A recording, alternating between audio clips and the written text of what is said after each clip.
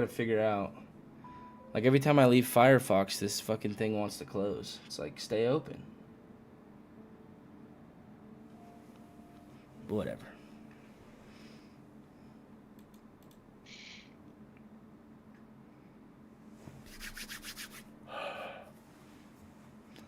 Once Fraud comes back, or I hear Johan, we will get into the recap and start us up. So, grab your bevies, get the last of the bathroom breaks out, and we'll start her up soon. You can't tell me when to pee? If you'd like to, I suppose I should have said. I'm kidding. And Johan just left. Is being told, put that away or we'll crash. Very likely, yes.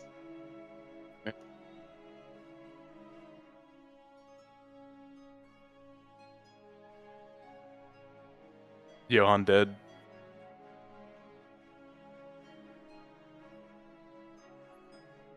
Wait, what flight number is Johan's? What do you mean? Like his phone number? No. What flight is he taking to keep track of it? Oh, I don't know. Track his flight. Let's see. He's flying from San Francisco. Flights today. To Sweden. San Francisco to... Where do you think he's flying to? Sweden.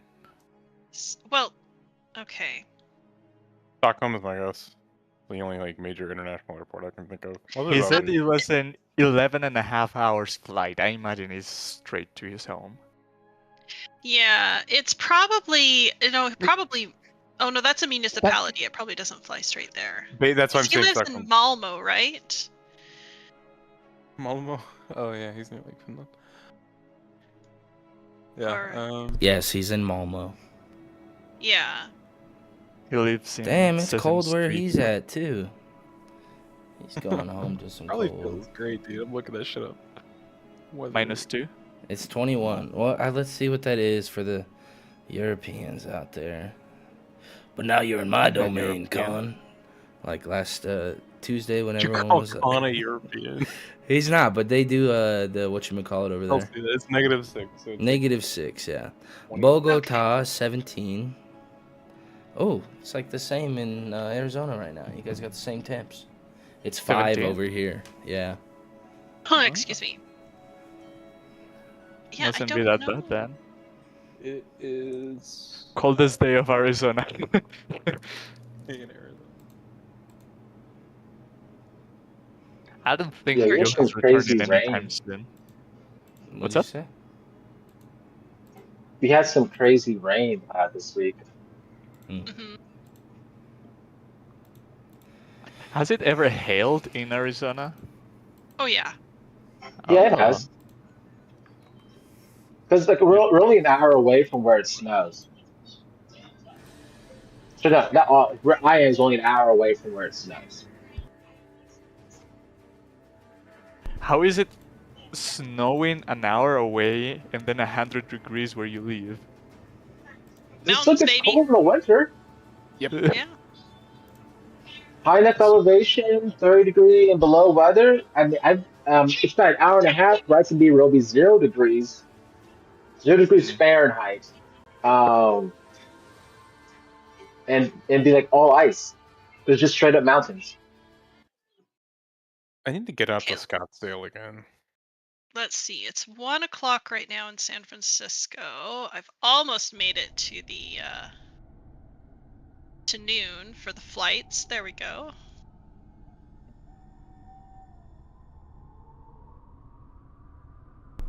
Is this stalking? Is this considered stalking? Should I not be doing this? No, you're just having fun trying to figure out which one is his flight.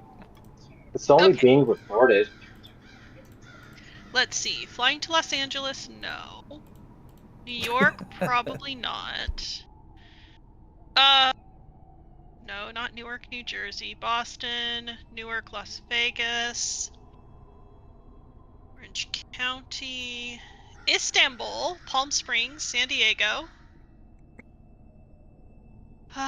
Minneapolis, Mexico City, Boise. Didn't he say which like airline he was flying with? Yeah, I have no idea. I thought he said it.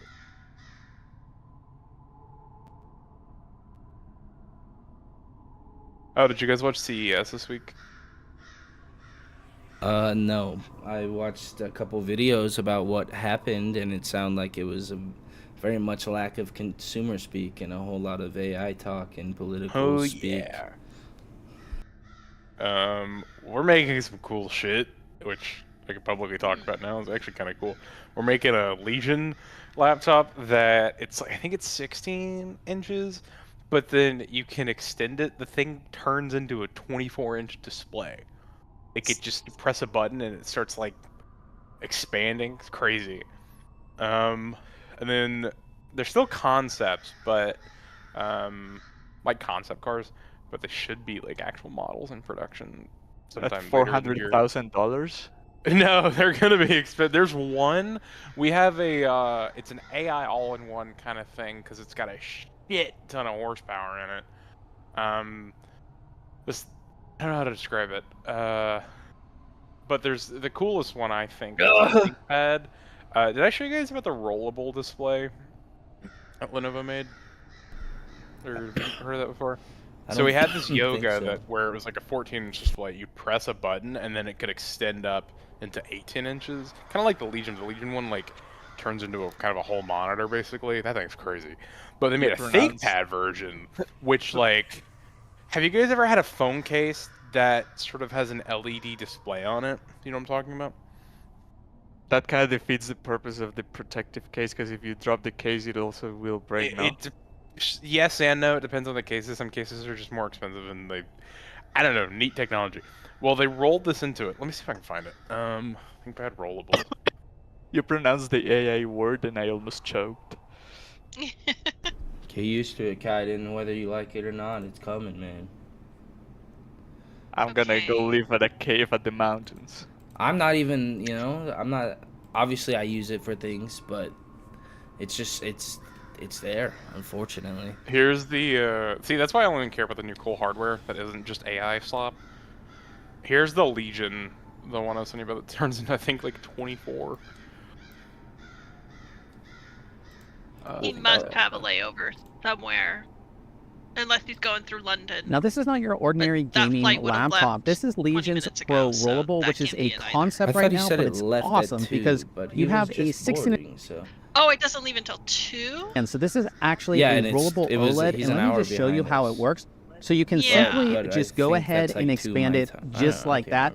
So your first expansion is going to be up to 21.5 inches, and then you can actually expand it again, going up to 23.8 inches. So great for those open world games where you want to go ahead and see everything. Now this is going to be a concept right now, but I think if they get this right, it's going to be one of the best products of 2026. I don't think that's coming out in 2026. No,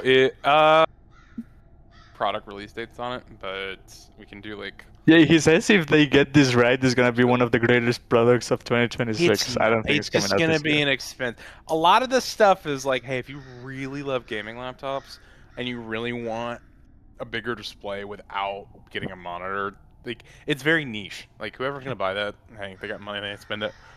If for some reason you want to get kind of showing off, like Lenovo's been trying to get really better at displays, and what you can do with said displays, and so now they're like, oh, we got this rollable concept. Let's put it into a couple product lines, and boom, that's kind of cool. I'm trying to find the one that is like,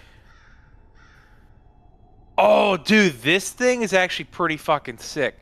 We got one. You guys have seen 2-in-1 laptops, right? Where it's kind of like a tablet / keyboard, like a Surface. Yeah. Dude, we got this thing that like you can pivot it. It's really stupid, but I think it's pretty cool because I'm a nerd. You can like twist around the display, and you can do it automatically based on how the camera. So if you're like, if you need to move a camera, I don't know. It's really niche too. But. And I think it goes like 180, so you can turn it around like fully. We have mobile monitors that are like that. But this is the first time it's been on like a laptop. I thought the thing was fucking black magic. I was like, it looks like you're twisting the neck of the laptop. How does that even work? I was like, what? Because I grew up with my brother who manages to destroy anything he touches. The only thing I can see looking at this is immediately breaking. It coming off, like the screen from the keyboard and breaking. Dude, I was so bummed about the Samsung announcements. They were just dog shit.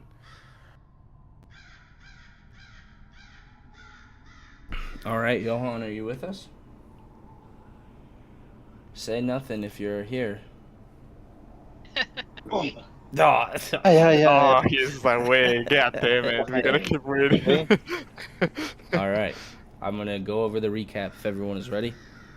It's ready. Okay, so last time you guys, your hunt beneath Zadash kind of tore a hole in reality itself, and you guys had ended up in a place known as Gloom's End. And after you kind of awoke in this grave pit and scouted it out a bit, you learned that you were kind of in a weird reflection of Zadash. Before you guys had left that grave market behind after investigating there, you guys were set up... Yeah. Yeah, couldn't have said it better myself, Johan. But, okay, that threw me off. But when you guys looked for something a bit solid, some evidence, kind of some insight into why you were there, you guys had found a Temple of the Raven Queen, a cathedral of sorts, where you had learned that souls weren't exactly going where they needed. It was almost as if they were stripped along the way before arriving here. Some of them that have some that had arrived here had since returned to the material realm. And on that note, you guys went back to the corpse market, and Khan was able to find a tattoo, and you guys eventually ended up resting at a tavern. At least you felt like it was. And when the time had passed, you guys set out in search of what was told to you by a strange woman that had seen you in the market, a place called like a mausoleum off in the graveyard. But after heading there, you guys had made your way through the undead, stealthing your way through, or various ways of making your way across before you guys had noticeably been set upon by some figures that have emerged through the mist. And as they showed up here, they haven't exactly said anything once, but they have stopped just outside of the tomb's mouth, and they kind of look at you like they are wanting to speak. And one of them kind of steps up, and you can kind of hear them talking to themselves, and they said, these must be the ones Sangora were talking about. And one of the older ones steps up. Yes, they'll do nicely. And you see them bar their fangs, and with that we will roll some initiative, as they do not look too happy to see you. But based on what they were speaking about, it sounded like they had heard from Sangora a bit about you guys, and I guess came looking. Why that is, you don't know right now. Roll for rank.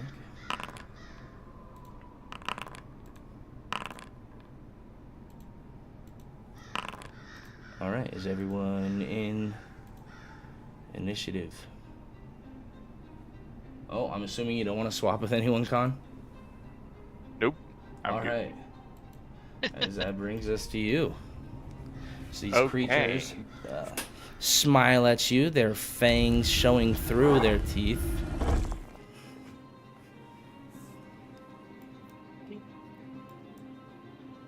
Wait, are me and Lord Vayner going at the same time? Or release?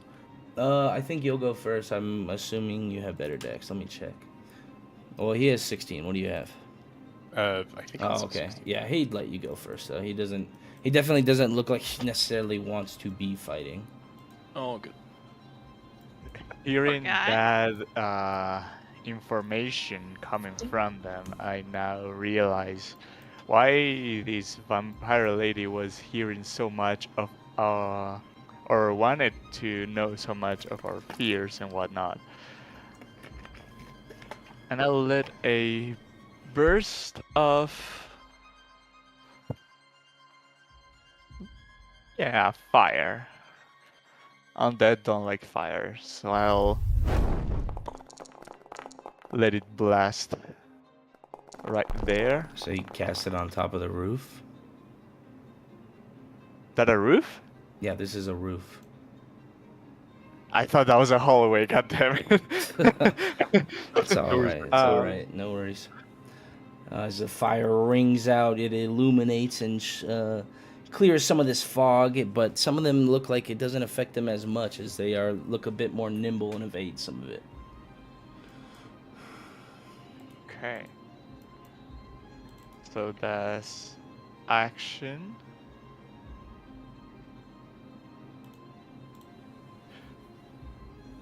The one that I couldn't do as a bonus action was dodge, right? Yeah, it's the combo one. Okay.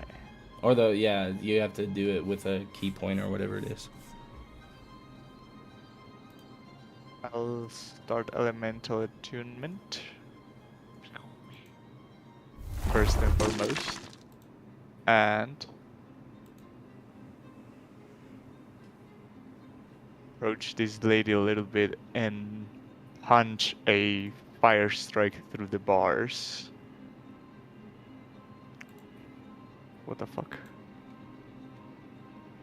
Oh, up. I'm clicking the wrong thing. Elemental strike. Ooh, that was almost another one. Is that a bonus action attack then? Yep. Okay.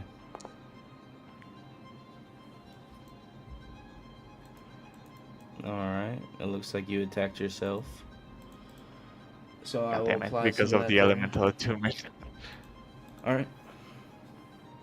And I'll take another step back, and that'll do for me.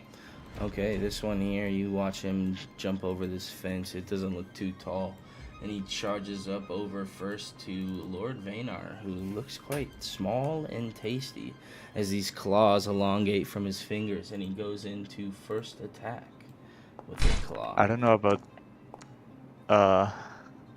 tasty. Well, but he's gonna to each find their out. own. He avoids that first one, and the second one comes up, but Vaynar goes and puts his hand up, and you watch as this claw connects with this shield as it goes around him and is able to protect him from being hit there. As this time, he comes in with a bite attack on Ray, who's next to him. Let's click the wrong thing.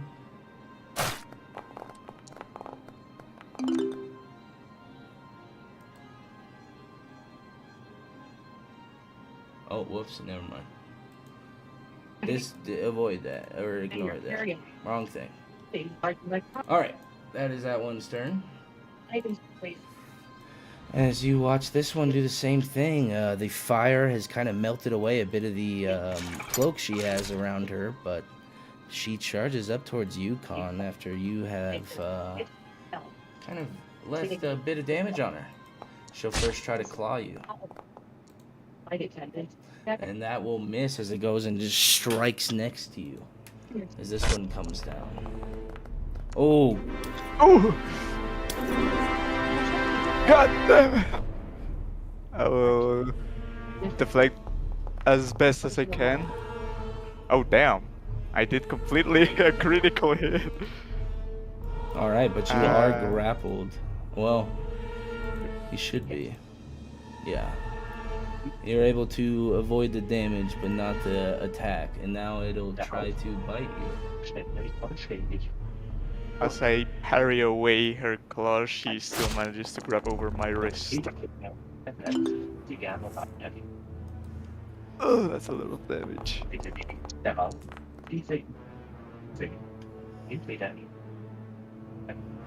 Please tell me there's a pass. Yeah, that is a pass, so you will take...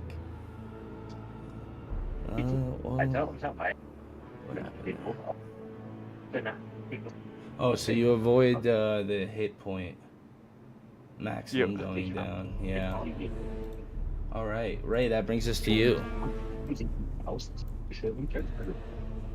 You have this creature right next to you. I'm gonna go for this guy. Alright.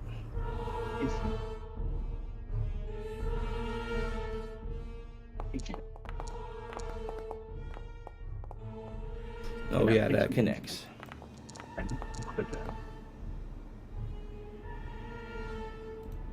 That's some low fire, yeah. Yeah. Bye, Johan.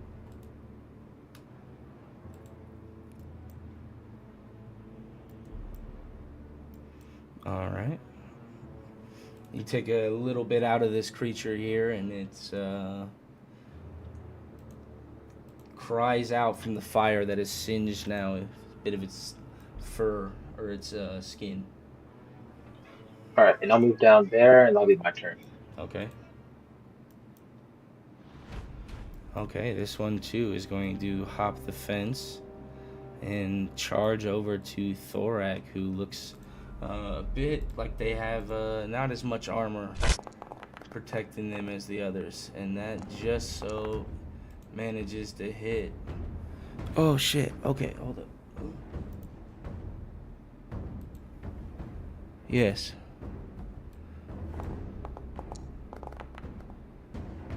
No. Okay, wow, but you're able to avoid all of that on that first attack as he comes down with his second claw. Ooh, and that one misses. Man, but Khan is grappled there, and this one's thinking about biting you. Can they bite something they're not grappling? It just says, or something that has the grappled condition, yeah. Damn! So yeah, I think it will.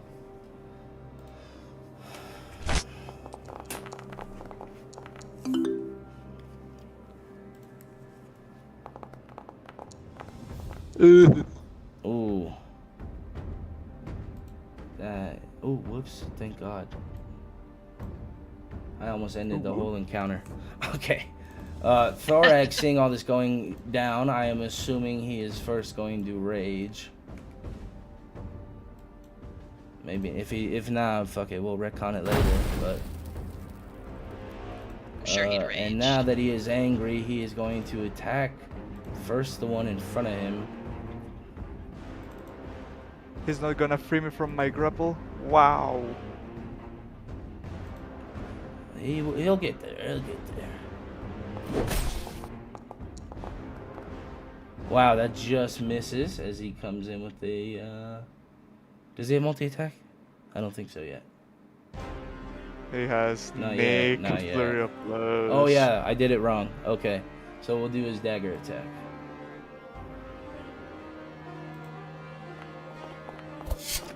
That should hit, and then sneak attack. No. Good lord, that man's got a lot of things to do on his turn. All right, Maisie, that brings us to you. Okay. I can see more of what's happening, up here with Thoreg and Khan than I can with Ray, like behind these trees and this tree and stuff. So I'm gonna come up next to Thoreg. I turned the light on, so hopefully you can see if that's what you meant. Oh, I was talking in character. Oh, yeah, okay. yeah. Sorry. Mia can see just fine. Maisie can't really see through the branches of the tree, but can actively see these people being beat to death, her friends being beat to death here to the north. So, yeah, I'll come over to this guy. We are going to... Okay, oh, wait. Oh, the bar is back! Uh-oh. I'm not sure which bar you referred. I enabled a bunch of things again because I'm hoping this beef of a Haas and Johan going back to his computer soon, we can have bells and whistles again. Yeah. The one that... Oh, no, except now it's behind... Okay, I want you to hide. Hide, please. Okay, hide.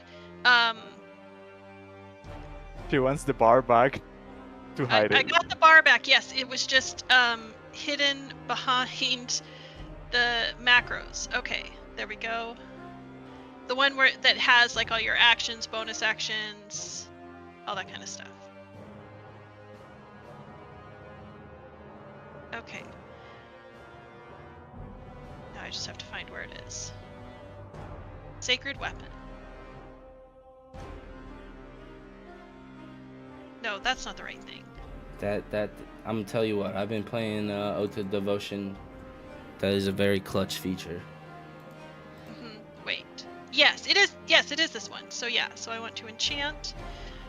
Oh, yes. And then one thing, I don't know if you have it, but what is it? Divine Favor? That's no longer concentration, so you could stack that on top of it and get like another D4. Oh, place item here. There we go. It's like, where does my item go? There it goes.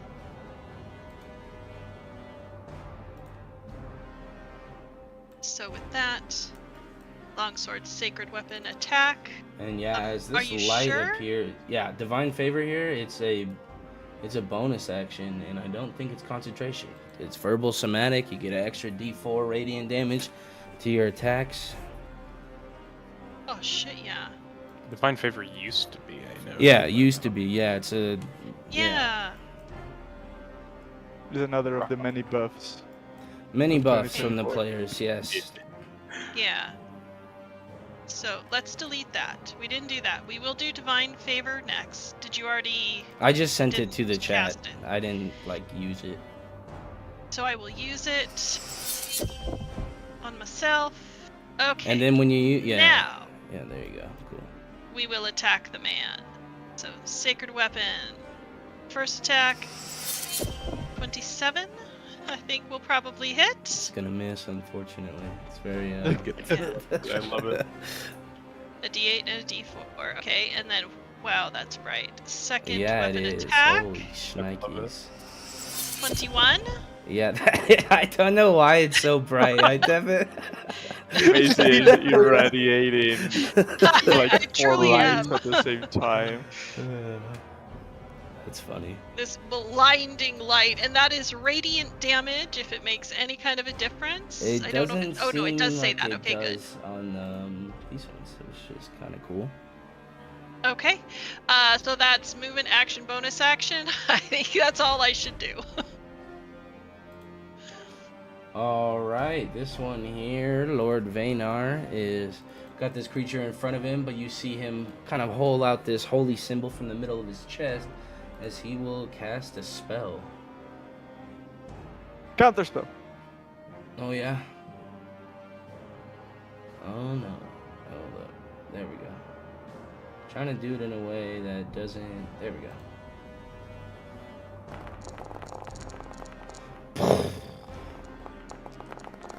What the fuck level did that cast at? Alright. One of them fails, one of them passes, and you see this vibrating shock kind of radiate throughout their bodies here, as that definitely did a bit of damage. Michael, that brings us now to you. Alrighty. Seeing him almost blinded by this, I will rush forth. I'm so sorry. No, you're hilarious. Michael's ignoring that. He's gonna attempt to sort of block this woman off, so she doesn't get ahead to the others, and I'm gonna take a swing at her.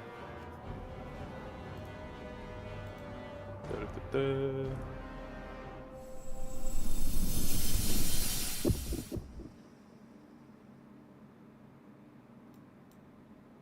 Oh, that misses, unfortunately.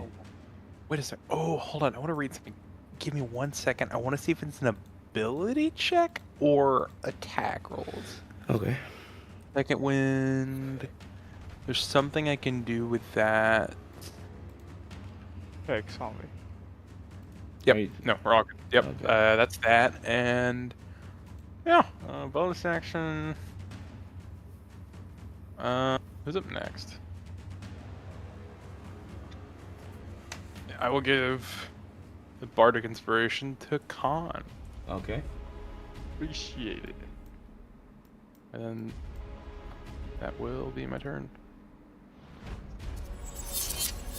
Alright, she sees you now right in front of her, and she kind of snarls with his teeth, and she'll go to first attack you. Oh no. Ooh, 17 will miss, as she comes back with a second attack. That'll hit. 24. right, and as she connects, you feel this claw kind of wrap around you, and she pulls you in close as you are grappled, and then she will try to bite you. Well, she will. Mm-hmm. Oh, I love that it pulled you over the fence. You know.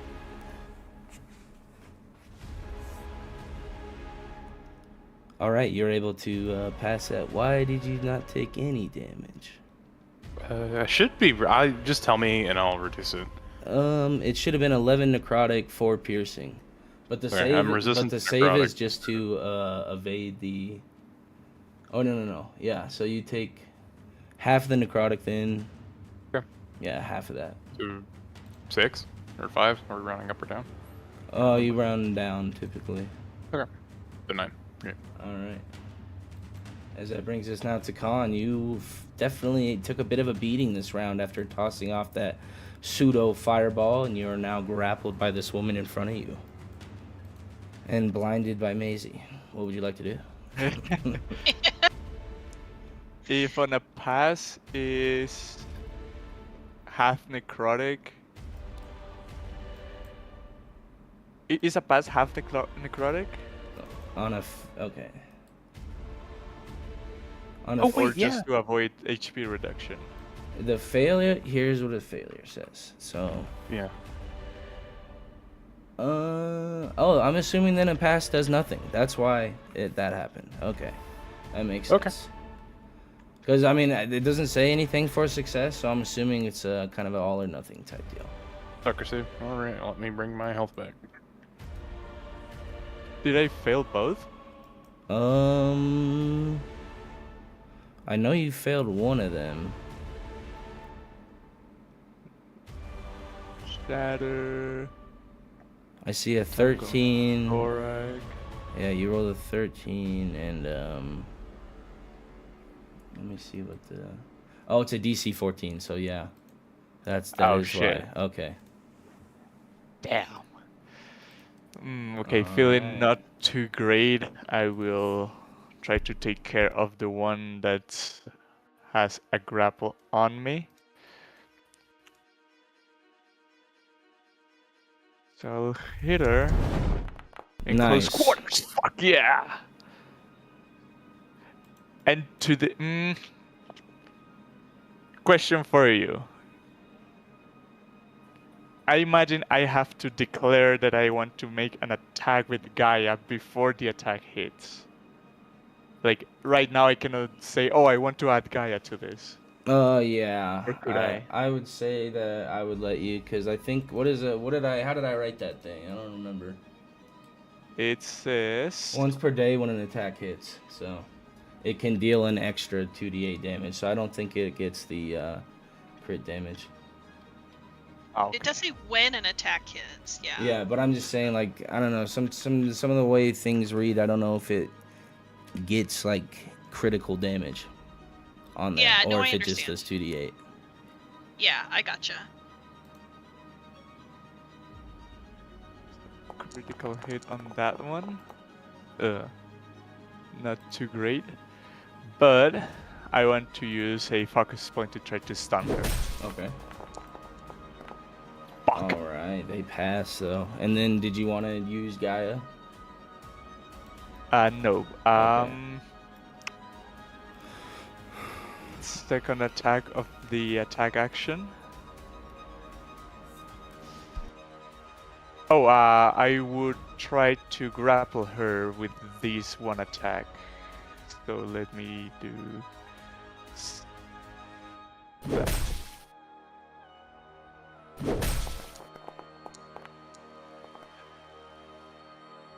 Oh, she think that just does. passes. Fuck. That was close. Okay, second attack of the attack action.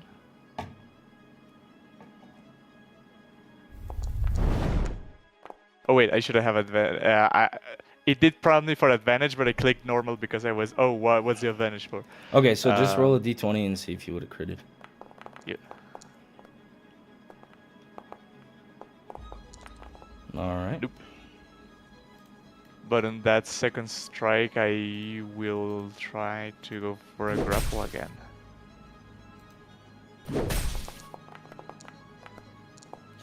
Oh, this time she's not as lucky.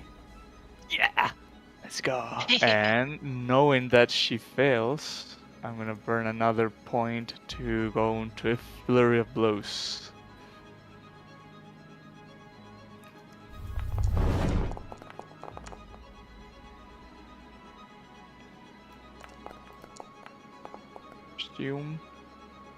And I will apply Gaia to this one.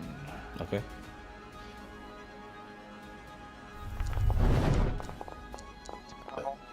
Excuse me. Wow. Oh, Gaia did a good amount there. Decent amount. Yep. Nice. And she failed. Let's go. Yeah. She takes a beating there. Literally, first punch at her face and then grab her by the coat and then a headbutt, and Gaia implodes on her face. But sadly, is not dead yet. Alright, this guy here, oh, whoops, I don't know what else I just clicked, but they are going to see the little dwarf in front of them that just dropped this large spell on them and first try to claw at them. And that'll hit. Well, shield. Shield won't help there. Alright, as you see one of these hands go and wrap around Lord Vaynar here. As the second one is going to try to attack you, Ray. For 21. I'm innocent. Why would I use Pedifall? Oh, it's just because it's real. I'll fix that later.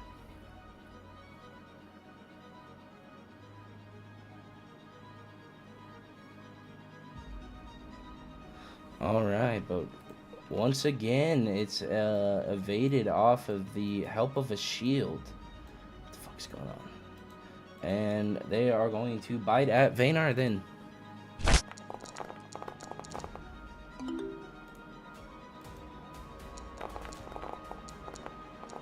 Oh. As Vaynar feels, you watch as he kind of just sits and slunks down for a moment, Ray, as it looks like that definitely hurt him more than it probably should have. Vaynar's going through it. First a cult, then vampires. Alright, this woman here certainly not happy with you, Ray, as you got, or Khan, as you guys are both kind of grappling one another. And knowing that she wouldn't have a good time attacking Thorag, she's going to try to claw at you again. Go, monster! That'll miss, though. She comes back, this time with a second claw. We're just wrestling, trying to hit each other. Ooh. I'll attempt to deflect that. Even with a 1, I deflected. Alright, but they're going to try to bite you because you are still grappled.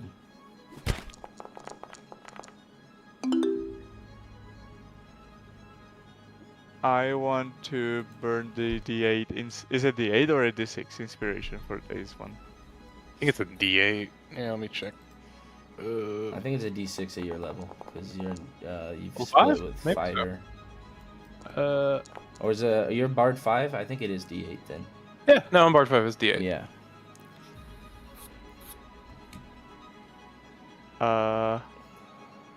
Well, I did say I was gonna use it, so fuck it. Does it not consume? Is it not like a mechanic?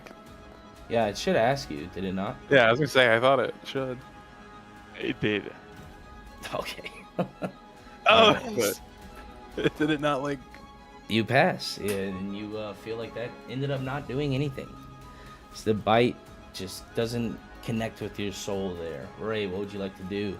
As this vampire spawn in front of you has got your friend grappled, or at least your acquaintance.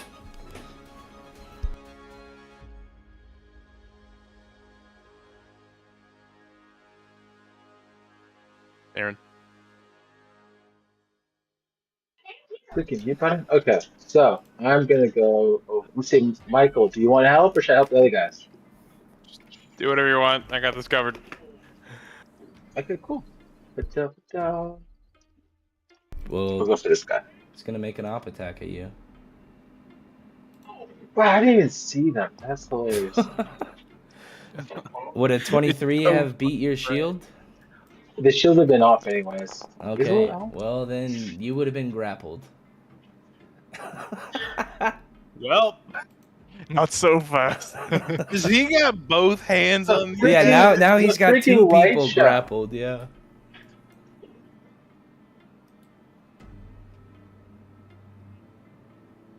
I don't know how to make the light stop lighting up. But I'm gonna attack him. I'm gonna leave it, and you're gonna love it.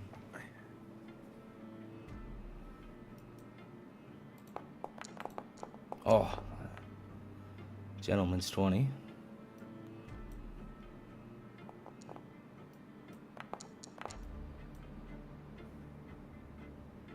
Nice, decent amount of damage.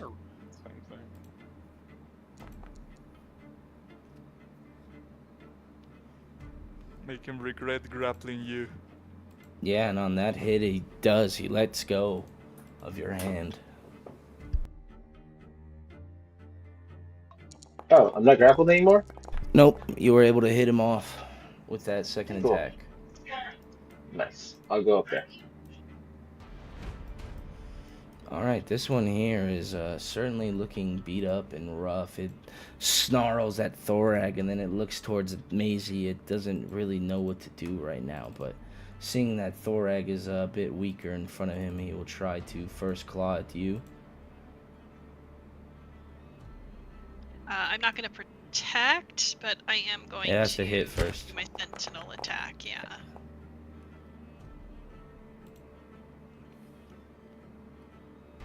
Oh. I said no. Why did he have disadvantage? It's from sap. Oh, yeah, okay. And then it is going to try the second attack on Khan, who looks a bit weaker there too. No, you bitch, I can't protect him! Damn! Now, I don't think that Sentinel is... Oh, no, he didn't hit. It's procting. Do you not see the dialogue? It's showing up on my screen. Oh, there it goes. It did just show up. Yes, thank you. That's cool. It just took a little while. I apologize. Yeah, it waits until the attack completes. Yeah. Because it's after the hit. Alright, but that hits.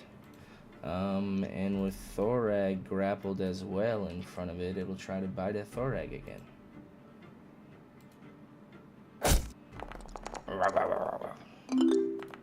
Oh no, maybe I should have protected Thorag.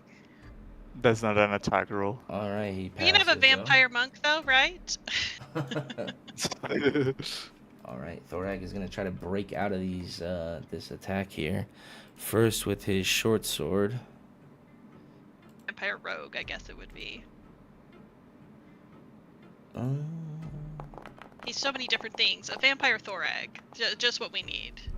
You know, that'd be crazy. Vampire, barbarian, monk, rogue.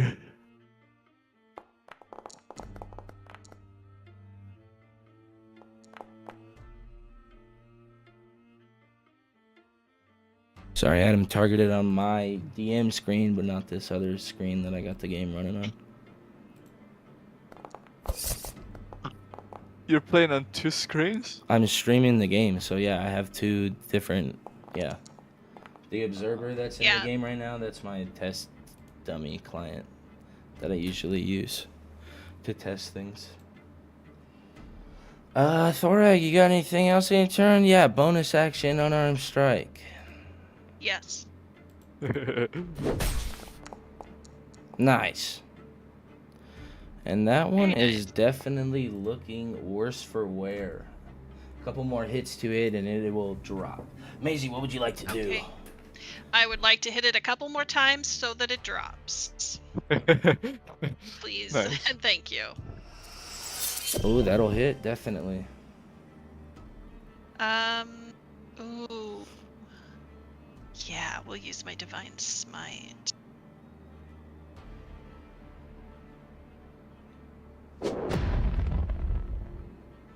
Nice. And that is certainly enough to take that one out. As it just kind of dissipates into dust, and the other ones kind of look around and they sound scared. Okay. Glancing over my shoulder at Ray, you good down there? Michael? I'm fine. All right. Move up to this one. And do my second attack on her.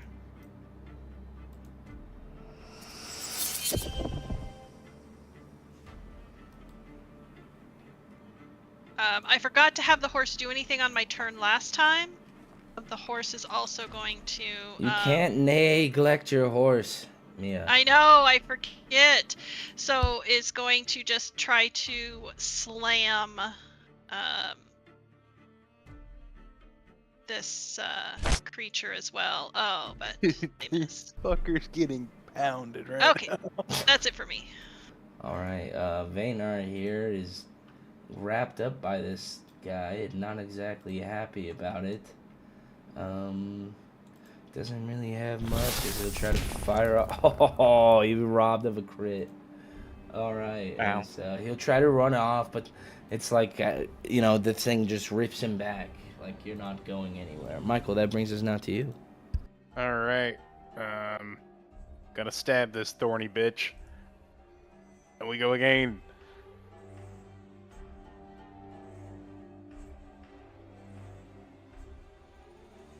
Oops, that's the regular one.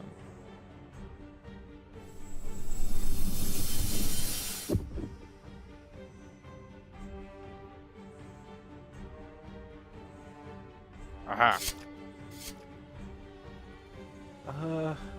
Hey, damn, I'm actually gonna ask something. So, Mobile Flourish says I can use it, and without a save, the target gets pushed 5 feet back from me. And I can use my reaction to then move immediately.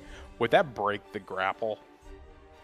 I would say so, unless you have yeah, unless they had some sort of reach. Okay, cool. We'll do that then. Do you have to use a bardic to do that? Yeah. Okay. All right. Let me. 10 feet. Oh yeah, because it rolls the bardic plus that. Oh fuck. Well, it says you push them up to 5 feet away from you. Oh, what happened? I pushed it. It said just push 10 feet. Oh, it's under the roof. Okay. Yep. I'm reading it. Does it say 5 feet? It says right. Yeah, okay. Oh no, plus a number of feet equal to the number you roll in the die. I was like, I know it adds something. Yeah, so bardic was 5, so it gets moved 10 feet. So, but I guess it can't go more than that wall, so...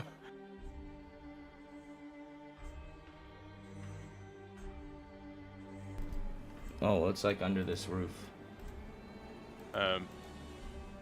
Cool. I don't know if it... I don't know if Gary's mod my way out of it, but... Yeah. What do you mean, Gary's mod your way out of it? Like, you know how Half-Life has just, like, really broken physics engine? Well, this is what you're seeing. This is, like, the roof that they've been under. It's like an opening. Oh, it's an awning! Uh-huh. Oh, cool. I thought it was like part of the building. Cool. All right. Yeah. And then I will. Will it let me move? I don't think it will.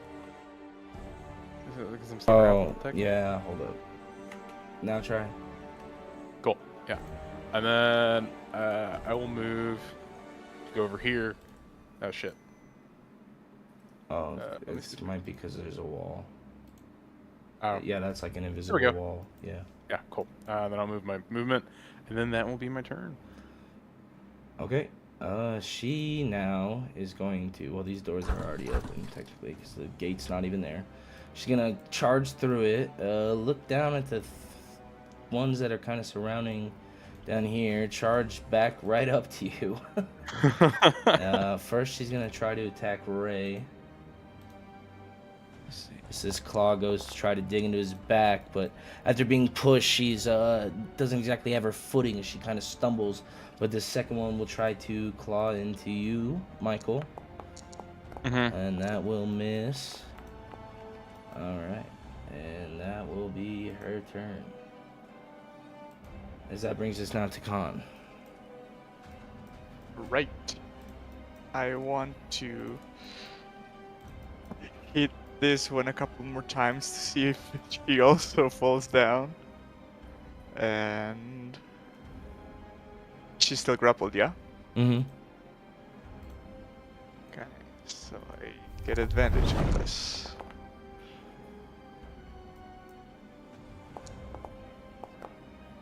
What?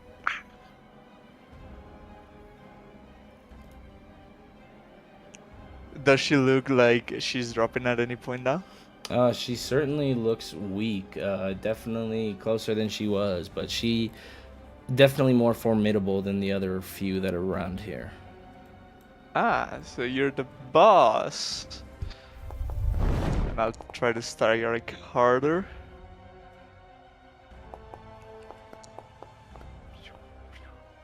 As weaker strike.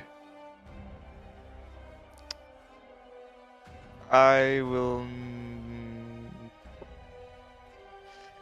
She's next, actually. So yeah, I'm gonna burn my very last focus point to go for another flurry.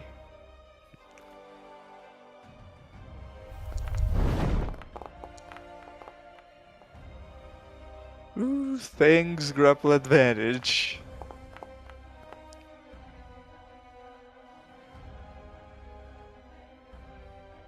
And on this last hit, I'm gonna tell her, should have.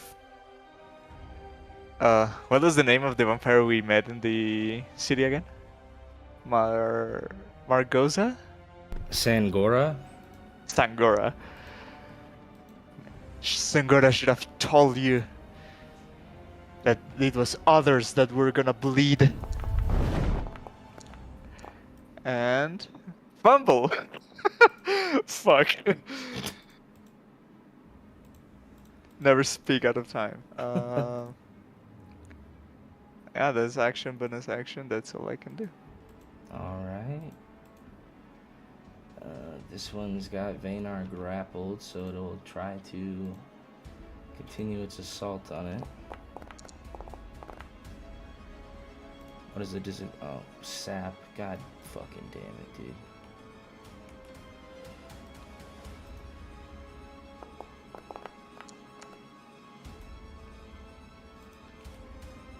Alright, so it swings out at Lord Vaynar. The first attack doesn't hit, and it feels like it was being imposed upon by Ray. So it comes back at a swing at Ray, but it misses as it now is surrounded by all three of you, kind of looking up and thankful to see another one of its allies approach.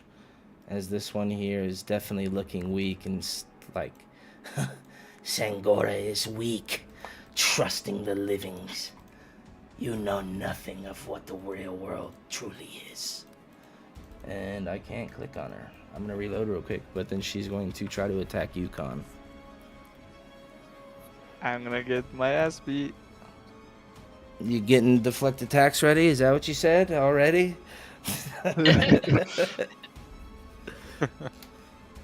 Alright. Here it comes. Sorry. First attack. Oh, and you are thankful for the sap protecting it from being a crit. But it comes back with a second claw on you.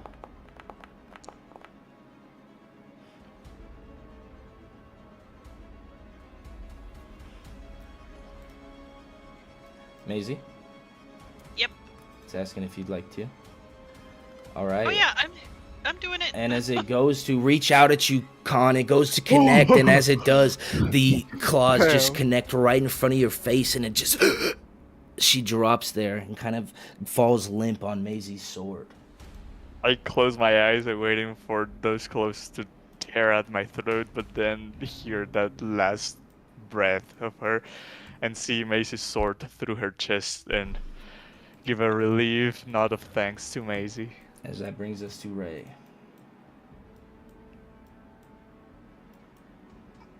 Alright. Alright, let's do our best. These guys are tough. They definitely got a facelift in 2024.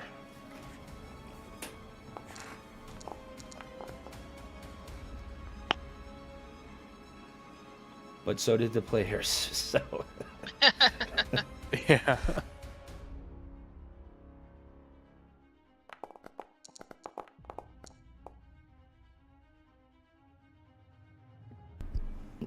She shrieks in pain and cries out. She is not looking good. Alright. Dang, again. Pretty effective. Okay, no, screw it. Action surge.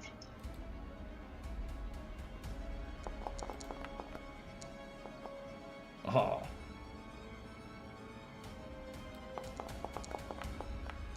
Ooh. That has to be the worst action surge ever, because they only got worse. That's why you should it. keep Greatsword to Grace. Alright, Thorag here, seeing that there are no immediate enemies, is going to charge up right behind you or in front of you, Ray, depending on how you look at it, and try to dig its short sword, or his short sword, into the woman that's right here.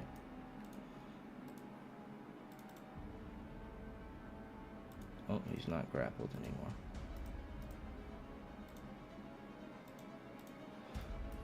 Oh, okay. The other one's being slow. Speed up. You act like we're doing a lot. Yeah, come on, Johan, you're taking too long. No, I'm man. talking about my computer. It's chugging with the two going, the stream, the fucking everything loaded. Come on, that motherfucker. piece of a how computer is choking? No, right there it was. Just moving up. It seems to be good now. Yeah, because right now I'm playing Helldivers, WoW, I have stream open, no, just kidding. Jeez. I'm watching 4 streams in this age, no, just kidding.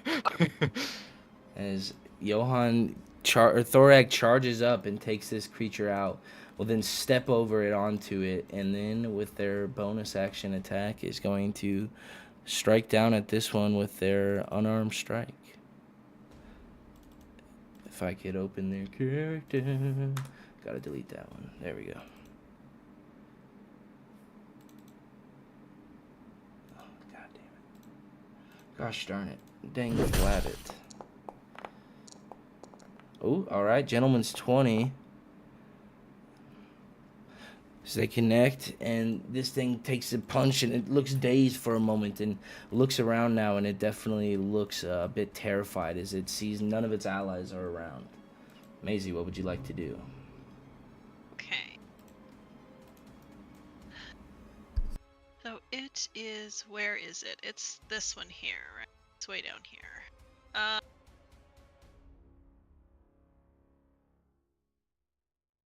I'm just going to, wow, sorry, everything just kind of froze up. Give me a second. There we go. Okay, 15, 20, 25, 30.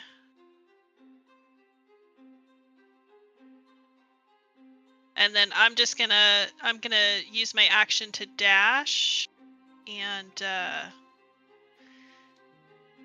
wow, really? Why are you being... Okay, there we go.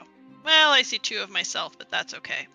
Yeah, I'm just going to use my action to dash to there. I cannot end my turn. But I'll just be there to kind of protect these people around me. Alright. Lord Vaynar is going to look at this creature in front of him. Be like, I didn't want to do this. And he's going to reach out and touch its head. Jesus Christ. What the fuck is that? Oh. Befuddlement? Holy. But as he does it, you watch as his mind Who just the kind hell of is this guy? rolls back into the back of his head, and he drops to his knees, and he disappears for a moment in himself. And around you, there's nothing. And finally, Vaynar's eyes kind of come to after kind of milking out in this white state, and he comes back, and he just kind of looks around at everything, and doesn't really look like he knows what exactly happened. Does the brain of this creature explode?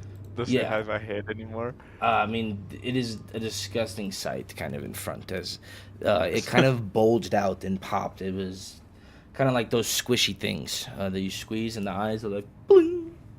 Damn. Oh, yeah. So on the turn before, so just getting this right above table. The turn before this little dwarf tried to cast Firebolt, and then it failed. And then his next turn, he cast Befuddlement. Is that what happened? Yeah, some things are coming back to me. I'm a bit more knowledgeable than I thought. I can't do that again, though, and I don't really know where that came from.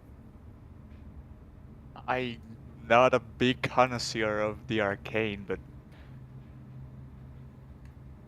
that looked powerful.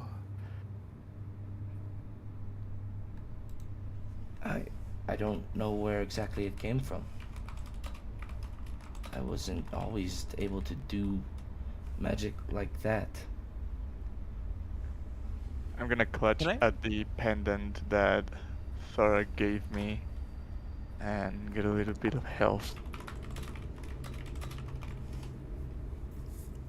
ADM, can Michael make an Arcana check to determine if it looked similar to the type of magic he was casting before? Because I've seen him cast a couple spells, but like, you know, spellcasters are kind of different. Warlocks cast one way, wizards do another. Does it look like it was someone else's magic? Go ahead and roll me an Arcana check. We'll see if you can decipher that. I've got it in the chat there if you want to. All right. Oh, sorry, you had a thing about.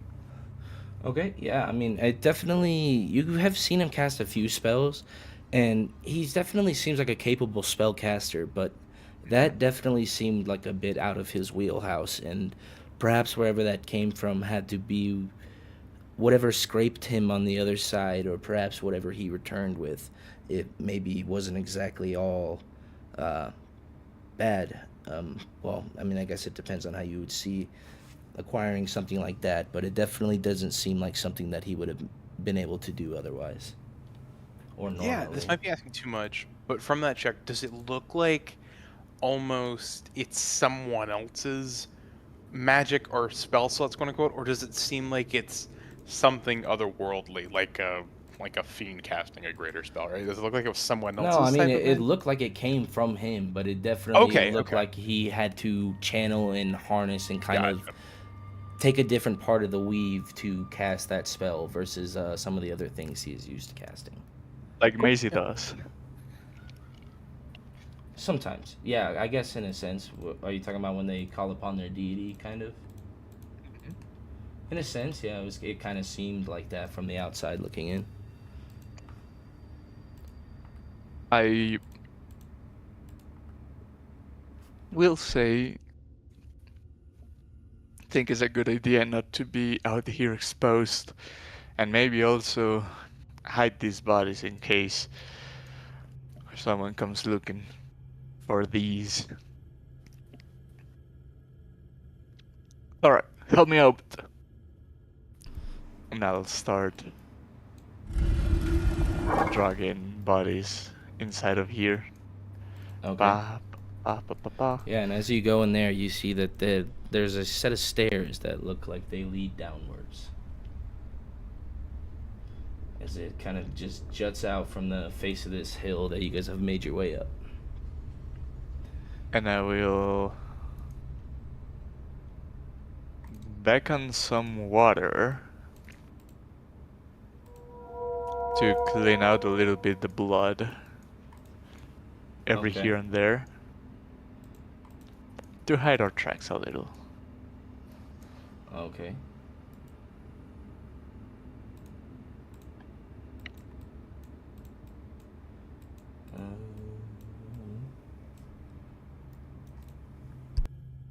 Yeah, and as you guys make your way down there. Ray! Ray! Oh, what the fuck? What the fuck? Oh my god. Why? Nobody looked there. Nobody. Not looking. Why the Guys, I messed up. That's irritating. I don't even know how that happened, to be honest. Aaron, what did you click? He didn't do anything. Somehow my teleport got all fucked up. Oh, thank you. Alright, as you guys make your way down the spiral stairs here into this kind of long, low chamber, as the air in here, it feels a bit thick and stale, and you see you guys are good to move now, sorry. Dust lies thick across the floor. It's disturbed only by your own footprints. Alright. Your horse is a little big. It's going to be kind of hard for it to fit. I'm going to say it right now. But yeah. I don't want to be here. I think we should leave. As you guys get down here, though, you hear, terribly sorry. Don't mean to intrude, but please, you're bleeding on the floor. Do not bleed on the floor. As this woman appears, and she looks a bit ghostly. I need Karen here. I will clean up the blood. Thank you. Thank you. I do not want to anger the spirits. Yes. What exactly is it you are doing? She says to Ray, who's opening up all these doors. Well, it was a bit stale, so I'm just opening up. I'm trying to find a window for a draft. You won't find one. He keeps opening. I'm hoping to find a reason for why are there so many dead Hey, quit bodies? making fucking noise! There's so many dead bodies. Well, we're in a graveyard. Of course there's dead bodies. Burial. This is Shut the fuck up. old man closet status. Quit!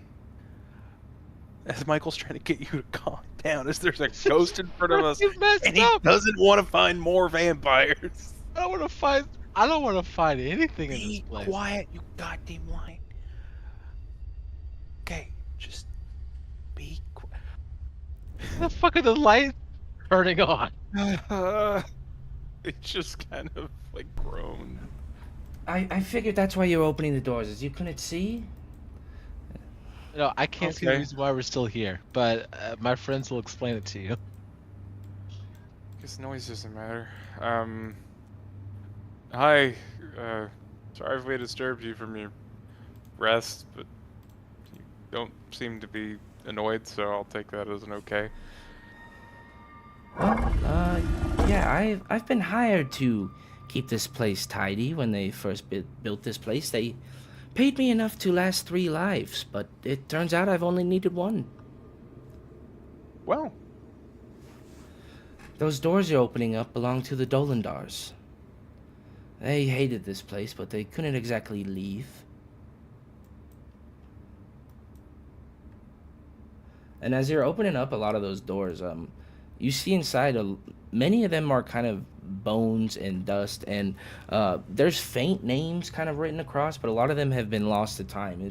You'd have to kind of look a bit to see a bit more of the names, but there are definitely some inscriptions and things written about.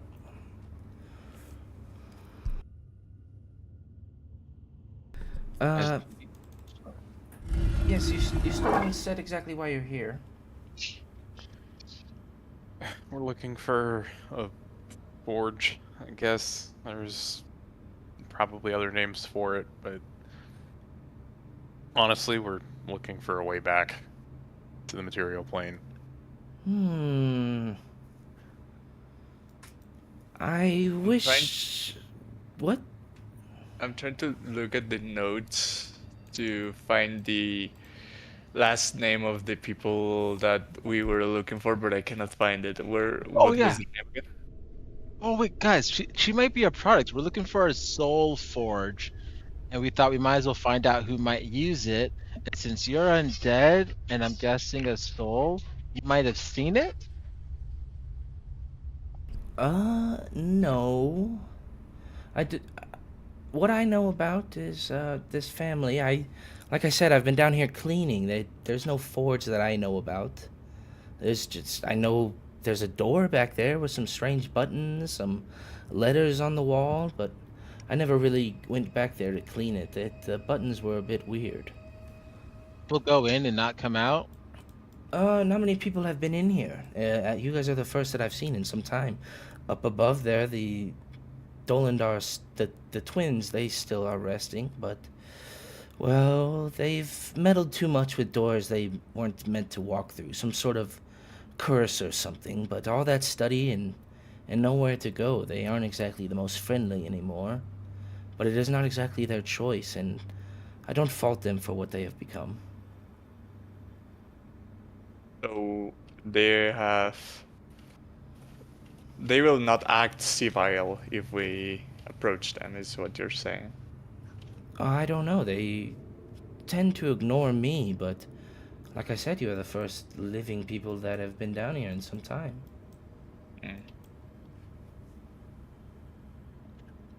What other family graves are in this pantheon? This is for the Dolendars. Ah. Only the Dolendars? Yes. They were a family from the mortal realm. They were kind of exiled here in a way, and this is where they decided to rest. They spent all their time thinking of ways to return or different kind of research. I don't know. I didn't look too much into it. But they aren't exactly resting right. They do twist when you look at them, and I don't exactly go up there to clean anymore. I see.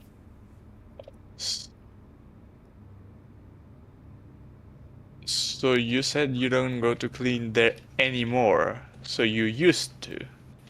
Yes, it's been... Time has a fickle way of working here. I don't know how long it's been, but they certainly haven't been right for some time. Has anything happened or changed that maybe have caused this disturbance in their rest? Nothing that I know about. I know that these people, they were looking into something.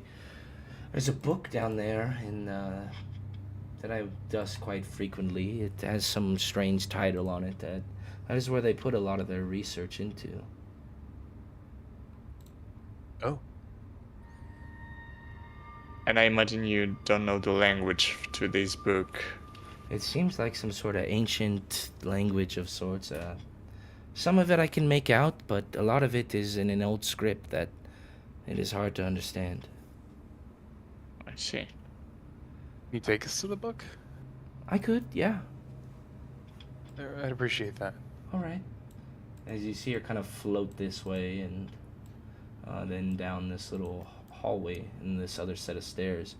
Which kind of leads you down this area where you see 6 stone pedestals kind of standing in a circle in this chamber as their tops are kind of crowded with some carefully arranged treasures as they are some thin, precise carvings encircle the base of each. And you see written, "What good are treasures when every road is barred?" And that seems like it is written in plain common. And the air smells faintly of some old parchment and metal polish, but no dust seems to lie here. There's no dust. Oh, I would love to get a little closer. And I'll go, Khan, you want to take a look at this with me? Sure, how may I help? Easy. Look at the items and see if anything has been moved, even if it has been a long period of time. You said there's no dust, but with really good rolls or our bug eyes, does it look like anything has been picked up, as far as like, or arranged? It's not like something has been moved. It's more like Nami's been here cleaning. Oh yeah, I've completely forgot about that. There's a fucking maid that Yeah, my bad. Right. No, you're all good. You're all good. But as you guys, Michael was back at God, like, do you think closer look at this movie too? as you do look around at these things and kind of take a closer look, going around, you notice that there's a stack of coins. But as you look at it, this is certainly not of the mint that you guys are used to seeing in common day Wildmount. It looks like some older Dwindalian mint and pre-Dwindalian coins. You also notice a golden helm. You see that there is a kind of strange globe that looks like it is glowing this light. There's a necklace. There is also a book that you get the sense that that's the one she's talking about.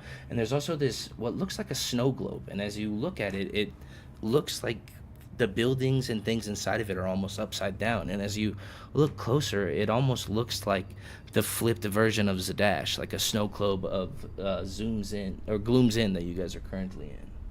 Orbus crying. Can you post that phrase in the... Oh, you already did. Oh no, can you post that something road, like the phrase that's written in common again in the chat? Yeah. Here, I'll just post this whole description. Every road is barred. And I will say that the book there, as you guys are kind of glancing over it, it does look like it is written in kind of a old-looking font, but uncommon. It is written beyond the barred horizon, and it looks like a very heavy leather-bound book. Okay, so these must be things. These must be items that the family was collecting that they can't leave. So I think that's the meaning. What good are the treasures when they can't take them anywhere and they're stuck here, right? Michael, as you get up there and you look to your right, you see that it is this whole chamber is pretty bar, save for the heavy door to the east. No coffins, no pedestals, just blank cold stone in the door. But above the door, written in a single word, is carved in high, deep letters, Dolendar. And beneath it, 4 more words are chiseled in a tighter, more frantic hand. No world to return. Every letter of each word is picked out individually, the grooves slightly deeper, as if they were meant to be pressed. World to return. As you look down there and kind of get a glimpse, you see that there are kind of 2 ruined-looking stoned coffins. They're definitely kind of dominating this cramped corridor. And as you get in there, as you're kind of looking around, you sweep across this room, and something shifts in the shadows. It's this kind of these gaunt, gray-looking figures clinging to the wall. Their arms are a bit too elongated, kind of ending in these hooked, bone-spiked hands, and there's heads kind of twist at you in an impossible angle as they kind of look. And they... Oh, shit. Oh. And they sound like That's a terrifying. swallowed sob tearing out of its throat. All right. I immediately run the fuck away. Okay. Everybody! Whoa. What happened? I don't know. Maybe something worse than we thought would be down here. I think I found those gaunt twins you mentioned. Oh, you did, yes. Nolan and Avisha.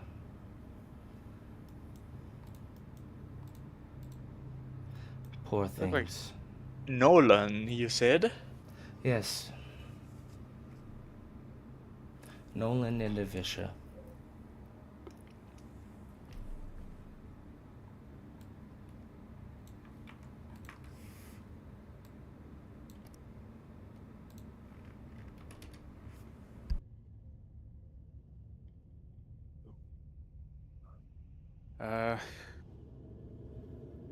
We'll give it a couple seconds.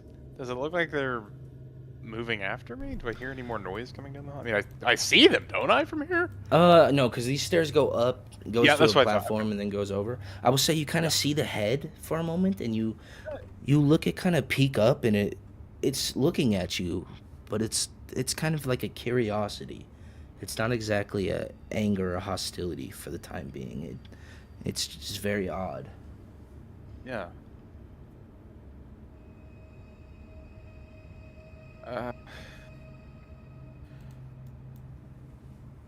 They not mind you? I'll look to the maid. Well, they don't really mind me per se, but they kind of give me the heebie-jeebies, and I don't really like going in there anymore. They make me a bit uncomfortable. Well, they're not human anymore, I can tell you that. I don't know what exactly has happened to them. Say, in any of the sarcophagus or graves, did you ever notice an engraved feather or a raven? Yes, but I haven't been in there in some time. The matriarch's chamber to the east there. Her So coffin. this one? Yes. But I haven't been in there in some time to clean. But long ago, I know that it was adorned with them, and I'm pretty sure that so were the siblings. Most of the coffins here are adorned with some sort of raven symbols or iconography. Right. Everyone,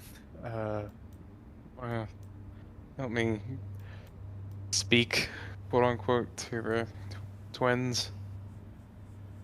I think it would be wise or nice to have a little bit more of insight to what happened, and I think they were trying to research something, and that something might be contained in that book. Yes, That makes sense. Yeah. I've tried thumbing through it. I can't read it myself. I'll approach and I'm gonna reach my hand to open it to see if she is approval of that or she's gonna stop me. She's just gonna tell you to be careful. As you can tell, even just grabbing it, that the stitching's been repaired many times over. The scent of it smells of cold ash. You can tell that it's old ink, kind of this handwritten precision script, as the pages are definitely seen some better days. So she just tells you to be careful with it. Okay. I will very gently put my hands in between a random page and lift it up a little bit just to be able to see some lines of words to see if there's any language that I recognize. As you open it up, are you opening up for everyone to see or just yourself? It's just a little bit to see a few words to see if there's any language I recognize. I mean, hold on, let me make sure you don't before I tell you no. I'd say a few words of it you recognize. It certainly looks like some sort of Elvish, but definitely older than the Elvish that you know. And I'll very carefully put away my hand and go, it is a strange Elvish. Maybe if I sat down with it, maybe with the help of someone else that also knows this language, we could try to understand what it says, but definitely would take us some time. You said it's an Elvish? Looks very ancient. It's old. I didn't tell you it looks very Asian. Oh, Ancient. very ancient. Oh. Okay. Alright, O means it's Oriental. You can't use that. No. Damn, dude, just because they live a long time doesn't mean that they're all. I record one time, it'll be the one video that gets us canceled.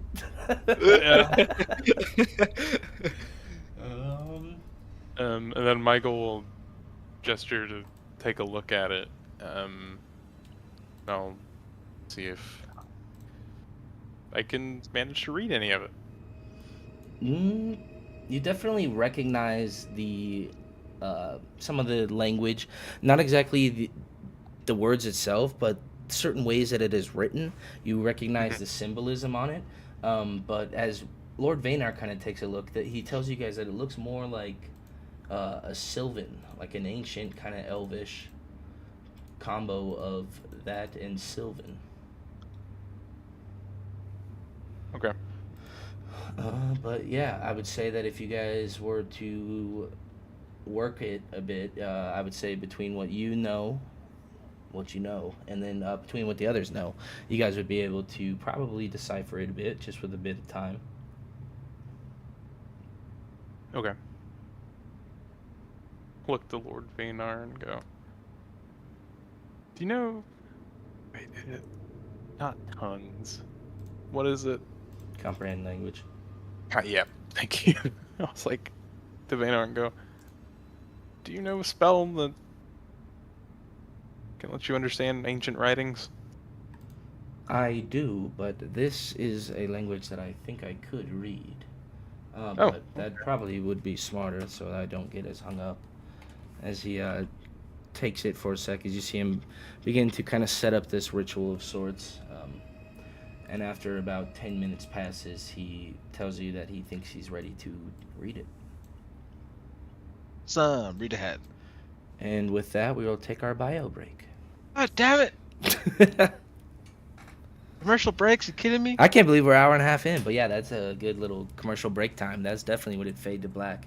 The book would open up and be like, no! Alright, sounds good. Please insert 5 gold. Skip to the plot.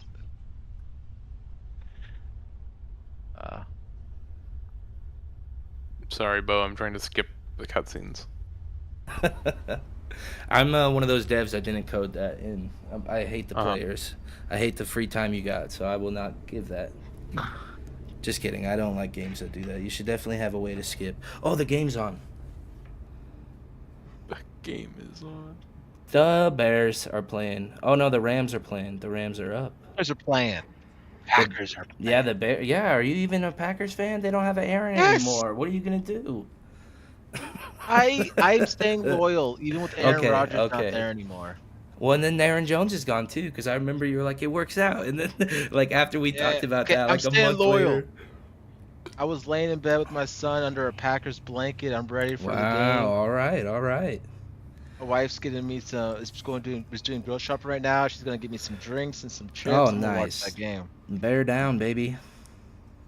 It ends. It starts almost right after we finish here. You know what? It's a good day. Yeah, I gotta do my other game tonight. I mean, that one's okay.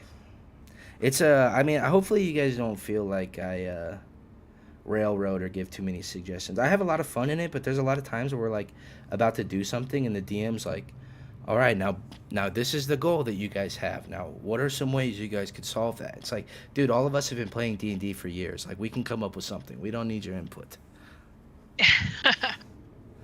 That's so good so far. Trust me, if we could railroad this, I would railroad this out of this dungeon so we don't possibly die. 100%. No, that's all good. That's a shame about Johan. I was really I know he was also kind of hoping that he would be able to... he might in the tail end, but who knows? Once he's... I would be shocked if he's not in the area yet. Let's hope that he just got to sleep, because I know he has trouble sleeping sometimes. Oh, yeah.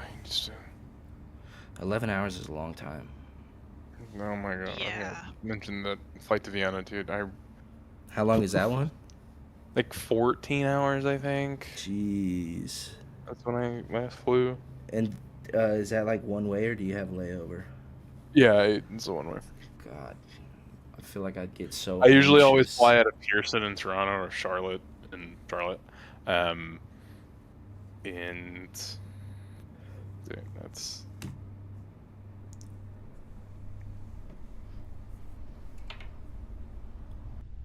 My favorite flight into my favorite airport is Charlotte or Raleigh to Nashville, and that's only like an hour flight versus like a 6 or 7 hour drive.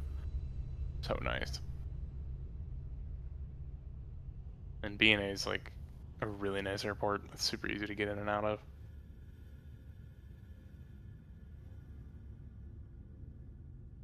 but I don't live at Nashville anymore. I miss it so much. Ugh. It's fine though.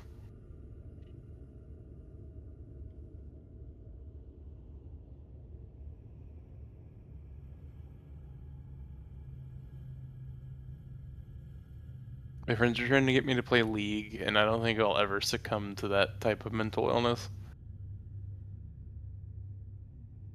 Lawyer might fight you on that one.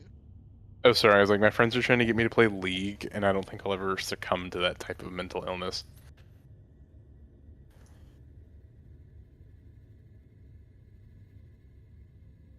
I think Aaron plays that, and I know that Khan used to play. Yeah, it doesn't sound. I don't like that style of game. I don't think. I actually League. Okay, I stopped playing it as much as I used to. I haven't played it in like over a month, I think. It's not that long, but like still, I don't play as much as I used to. It's such a competitive game where like your best game is gonna be like someone else's worst game, and you're gonna have more bad games than good games. So it's just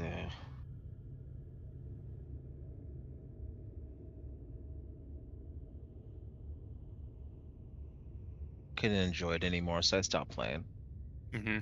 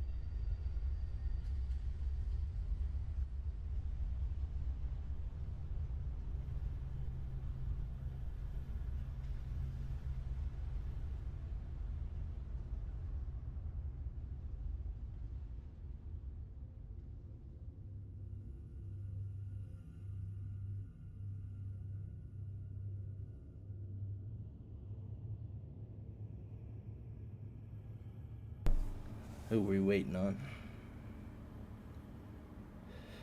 I don't know. Khan? Hey, Aaron? Hey, Ron.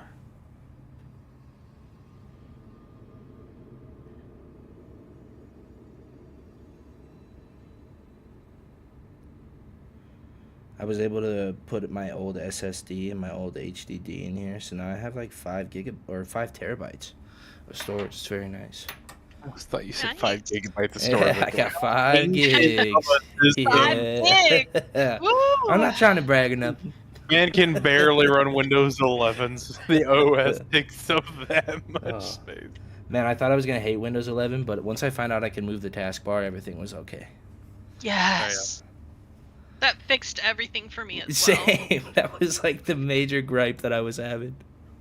Oh yeah, it sucked so much. I hated it.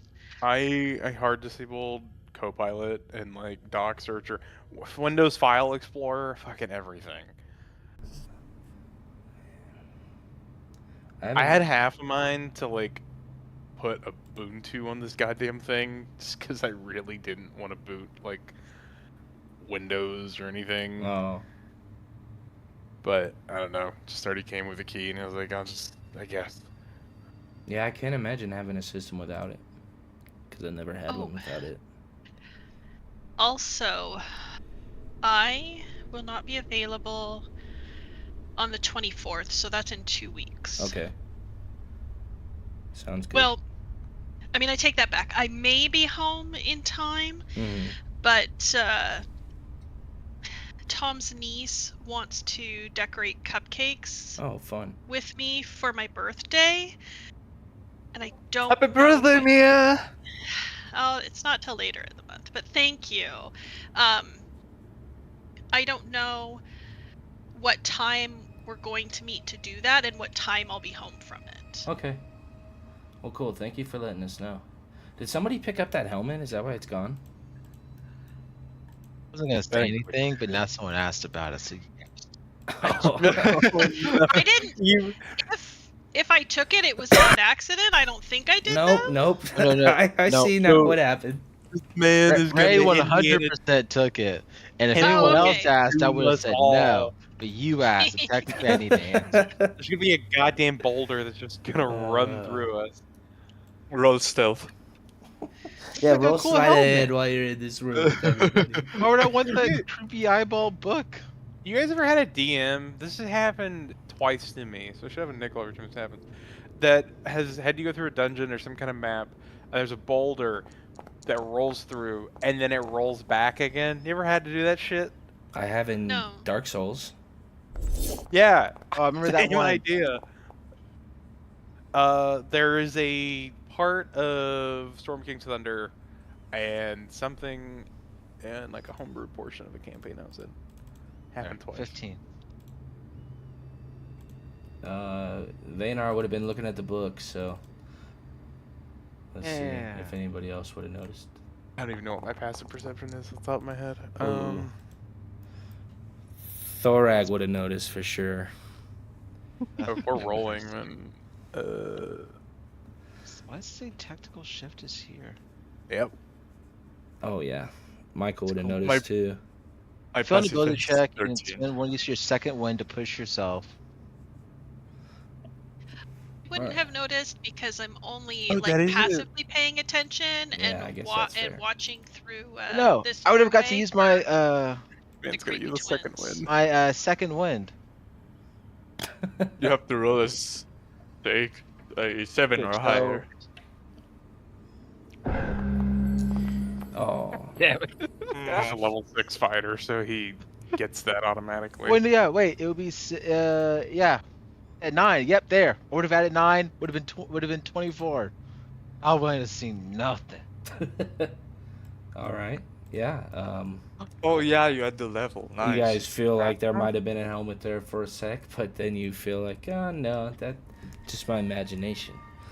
But as Vaynar gets into this book, he reads Beyond the Barred Horizon, Notes on Prisons, Seals, and the Geometry of No. And this is a journal in your guys' journal tab that you guys can check out.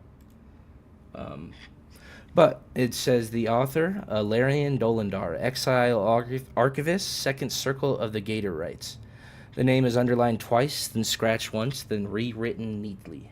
Useless if you can't reach them. Every door and still none open here. Then it says a note to the reader. If you are holding this, you are either trapped and bargaining with despair, or not trapped yet and arrogant enough to think you never will be. This is not a spell book. It is not comfort. It is a ledger of methods, tested, failed, refined, tested again. A sealed place is not merely a place you cannot leave. It is a place that has decided what you are. If you wish to cross the barred horizon, you must learn what the cage is made of, then make it forget you exist. And then it breaks it down into some categories. What kind of cage are you in?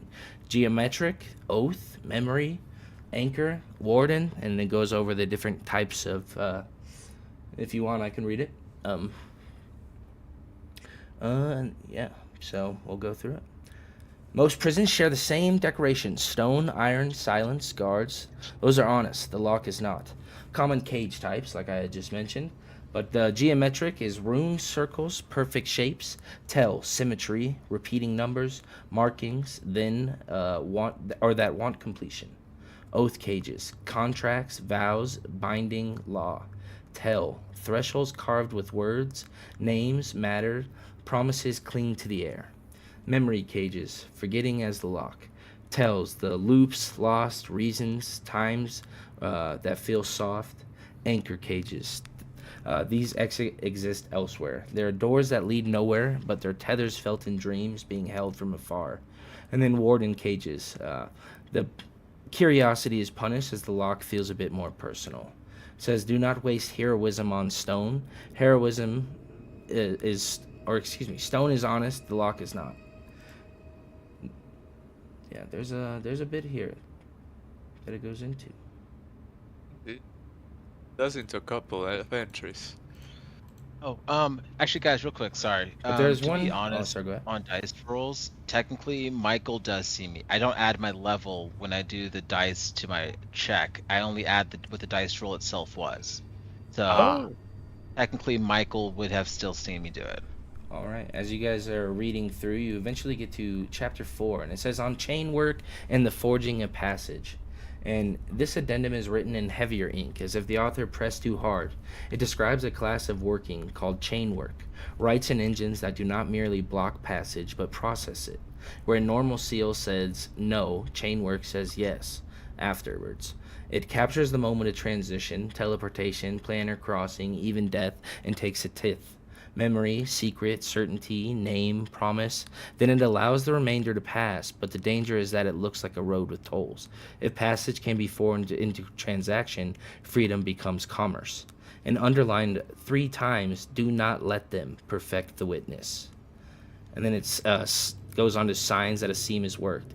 When a chain right or anchor right has been used nearby, you may notice silver sheen residue on stone or metal, like threads burned into the surface, cold pressure into the teeth, a brief sense your thoughts are not entirely private, dreams repeating the same doorway from different angles, time skipping like a page turned without your hand. Closing notes. A loose page is tucked into the back. It's been creased, folded many times. And it says, I used to believe every prison had a single key, but that was childish. The cruel truth is that some cages are maintained by people who benefit from them. Break the chain, and they will forge another. Break the forge, and they will find a new chain. So do not chase the one perfect answer, chase leverage. If you cannot escape today, learn which anchor they cannot afford to lose, and take it from them. Every door, and still none open here. Added later in steadier ink, then stop seeking doors, seek hinges. And then there are some practical conclusions. That not all prisons are walls, and that stable seals and stable rifts often rely on places, names, and witnesses. And if you must interrupt a working, target the witness or name the anchor before you waste effort. Chain work is worse. It turns passage into transaction that steals memories, secrets, or names.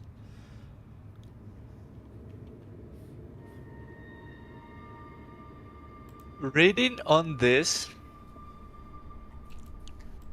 do I get the sense that it has a connection or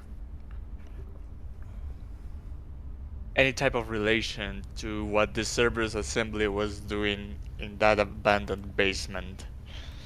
You get the feeling that they were most likely trying to create one of these anchors, using Vaynar as a perfect witness to create one of these chain works.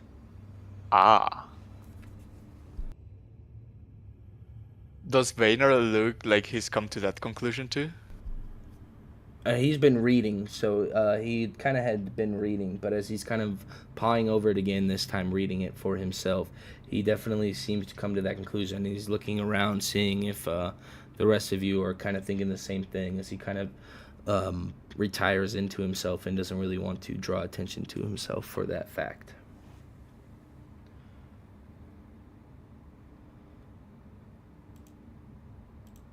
Do you think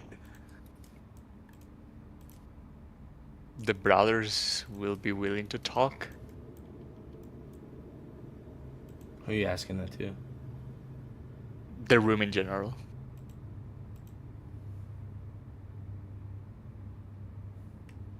Didn't look like they even could talk, but we can try. I'm gonna stand a little bit closer down the hall and then say out loud, "Hello? Do you understand me?" They kind of turn at you and look, and they look like they're trying to understand, and one of them is trying to motion with their mouth, but they can't exactly speak, and you see that, like, one of them's pointing further into the room.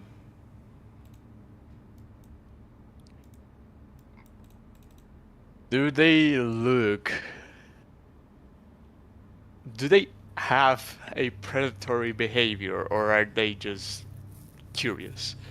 It's like they're curious, but you can tell that something is not right with them. You feel like they could be agitated at a moment's notice, but it's almost like they're children that could snap, but they're very curious for the moment. But they don't seem angry or hostile.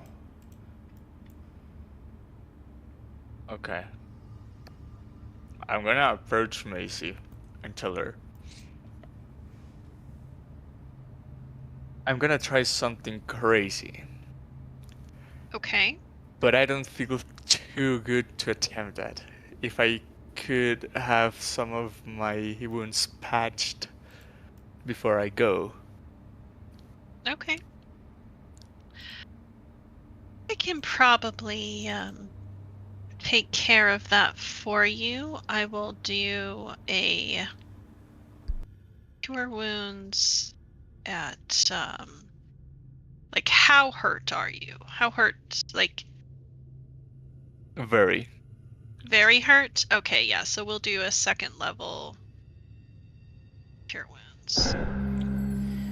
Nice. Is Okay. that significantly helpful? It is. I Okay. do feel like I can attempt this now. They look very creepy. I will avoid eye contact with them. But they don't seem aggressive or predatory at first glance, so I think it's best if I go alone. I'm nimble and fast enough to escape them should they try to attack me. Okay. It seems they want to show us something, but I fear that if we go in a group, that will make them anxious. Okay. So if you say that they're childlike, if you want, you can try and give them this toy boat. Wasn't this Billy's? It was Billy's, but it well, actually, you know what? You're right. I don't want them to break it. Never mind. Okay. Well, you'll hear me yelling if something goes wrong. Yeah, good luck. And I will cautiously approach them. As I said, I will look at them, but not hold eye contact. Just kind of like, oh, hi. And then look away. And they kind of back away, and they look a bit scared. And one of them kind of perches up on the coffin, just watching you. And as you get close to these coffins now, you can see that they have been decorated with these symbols and this iconography as this kind of devotional piece to the Raven Queen. And you see that the one comes over, and his little weak hand kind of picks up this raven figure, this raven-like figure, and he comes over and motions to you, and he puts his hand out and kind of motions like an offering. I will walk next to the one making the offer, and I will look at him or her or it. But if I notice that eye contact is making it uncomfortable, I will shift my gaze away. And I also want to try to notice if these coffins are like child size. No, they're definitely full sized. They seem like they're definitely adult sized creatures that are in here.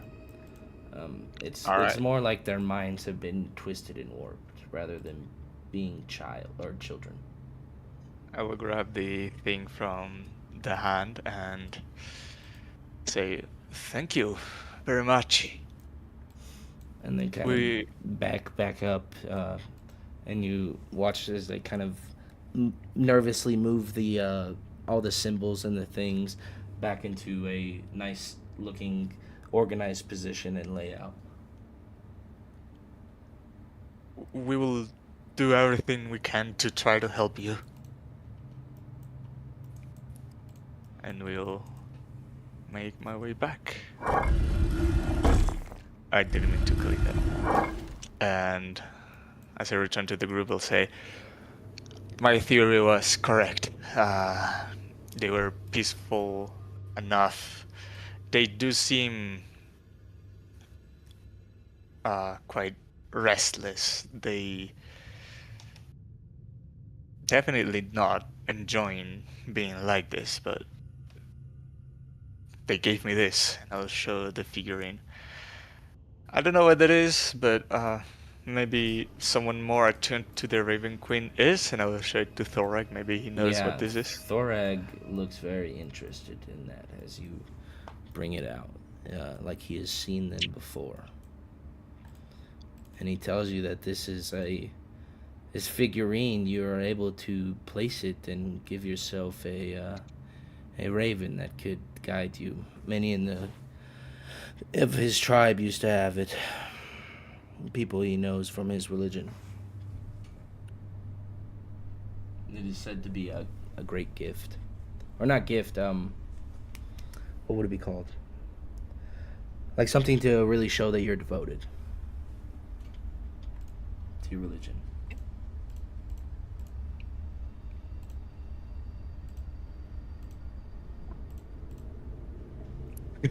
I'm just bullshitting Johan on the Discord. Oh, I see. Oh, I think out of all of us, you're the most fitting to wield it, if everyone agrees with that.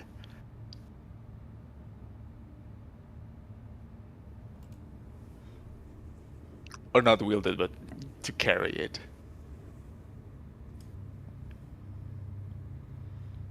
Okay, you can send it to him if you want. Oh, true. Forgot that we can do that. Yeah, just right click and send.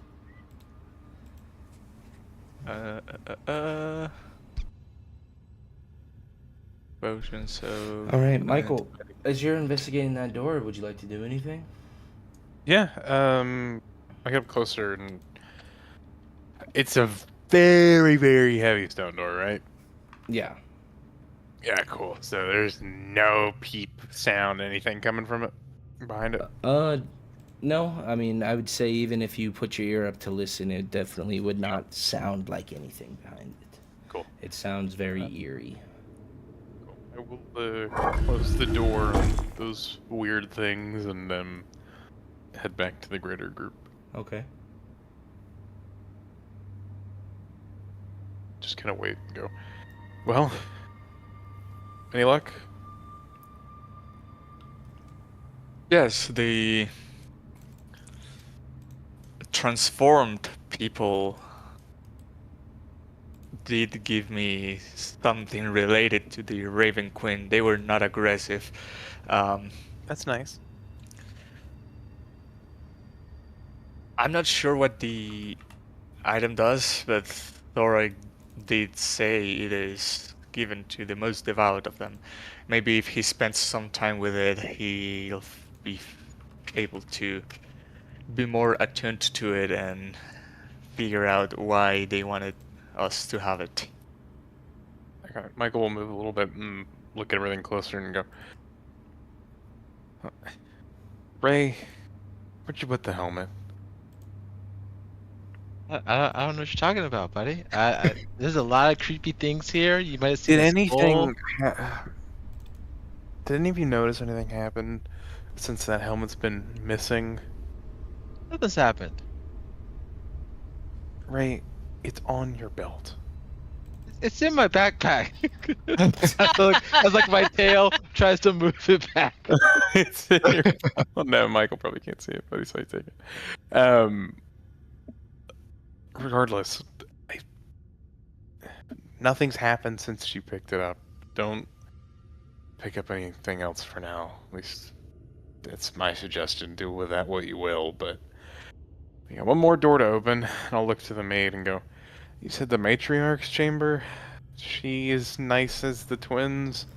I have not seen her in some time. That door, it's very strange, and I haven't even cleaned it outside of the first couple years I was here. Is it locked? You even tried opening it? No, I've not tried opening it. The words on it, they kind of freaked me out a bit, and I didn't really want to look into it more, as the strange buttons and those letters, I couldn't exactly figure out how they worked.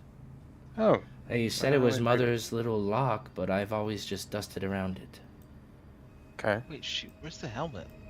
I'll go back up, and I'll take a closer look at it again, now that I'm paying attention to it this time. Okay, so I lost the helmet. What do you mean you lost the helmet? It's not on my character sheet.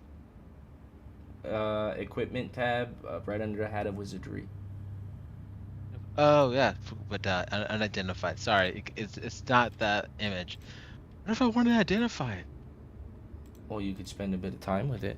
I would say that, I mean, it's not really magical, but as you look at it, you can tell it's very finely crafted. It's a golden helmet, but as you look inside the band of the, I don't know what it'd be called, the band of the helmet, whatever the inside would be, it says, "For when we walk under another sky again." Oh, that's cool. I want it. It matches my ensemble. And as you look at the door again, above the door, a single word is carved deep in careful letters. It reads Dolendar. And then beneath it, 4 more words are chiseled in. Here, I'll just send this. There.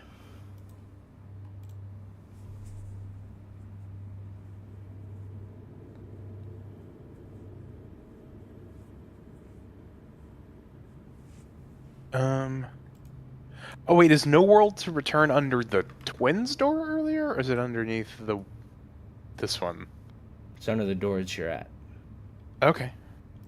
You said every letter of each word is picked out individually? Yes. Okay. Beneath it, the 4 more words are chiseled in it.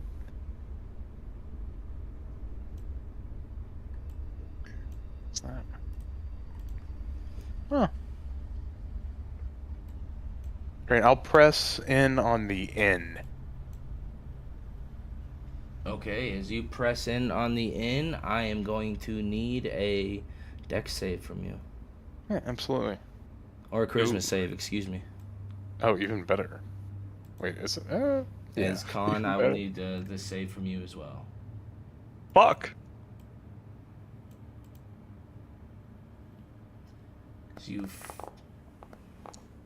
Alright, you pass. Both of you pass. But for a heartbeat, you feel like everything for a moment wanted to be distant and unreal, like shadows painted on the wall. But you're able to come back to reality and realize that that's not what it is. As you realize your heartbeat is the sound that matters, and for a moment you are certain in the end you'll have your pals.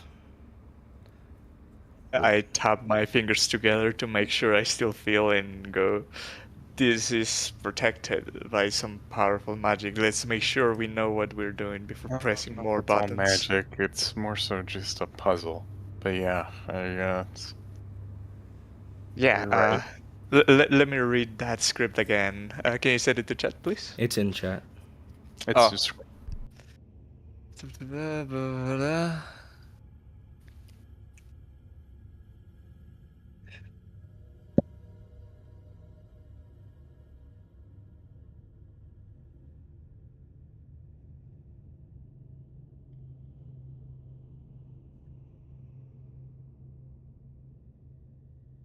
While they're up there on the door, what are the rest of you guys doing down in this other room? Or are you guys also going up to the door?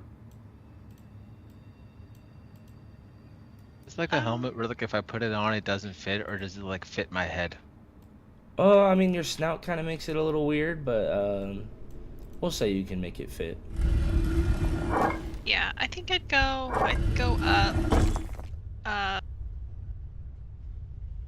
I'm not going up those stairs.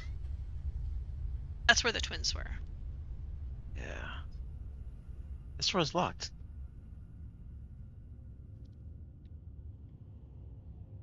So, yeah, I'm gonna stay back. I'm gonna stay back here, though. The Actually, door no, has... that's not very protective. I'll be standing up here. So the door has 2 lines. One that says Dolindar, and the other says No World to Return, yeah? Yes. Are all the letters pressable or only Dolindar? Nope, they all look like they could be pressed. All of them, okay. Okay.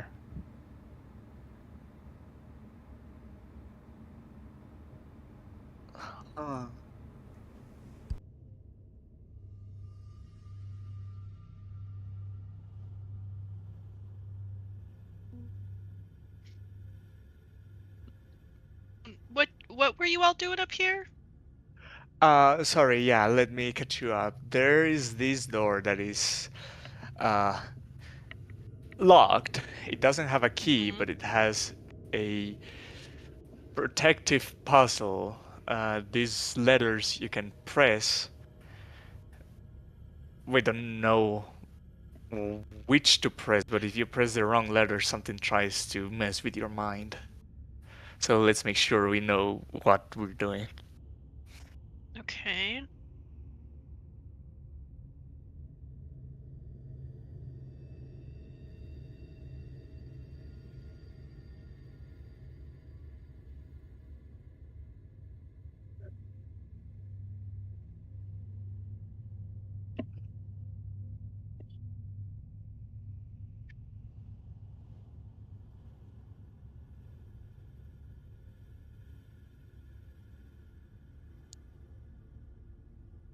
So, do you think is one letter that opens the door, or do we have to press them in the right sequence?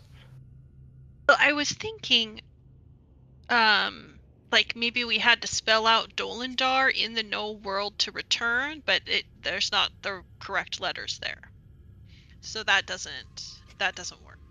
We have to spell out a word specifically. Well, that was just my first thought. Yeah. Oh, you're probably right. Is there anything in the book? It said it's methods, right? Is there anything tied to this? And I'll say that to the group. Did you what? What did you say?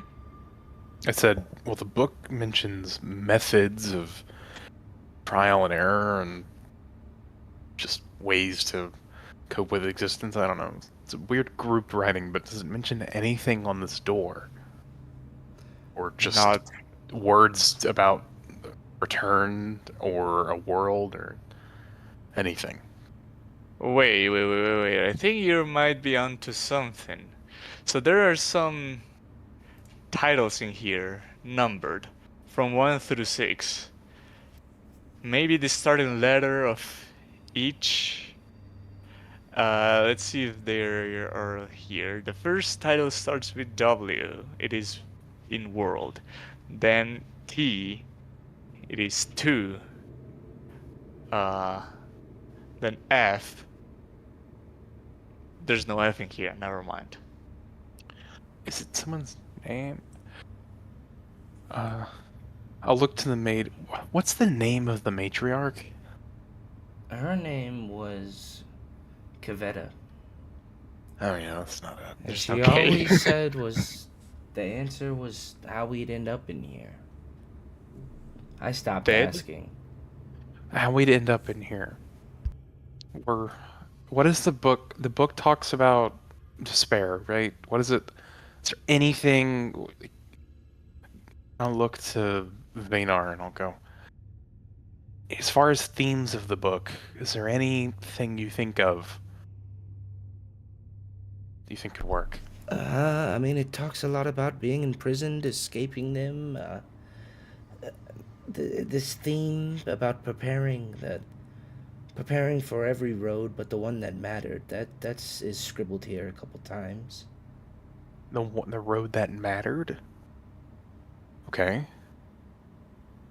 What does that mean?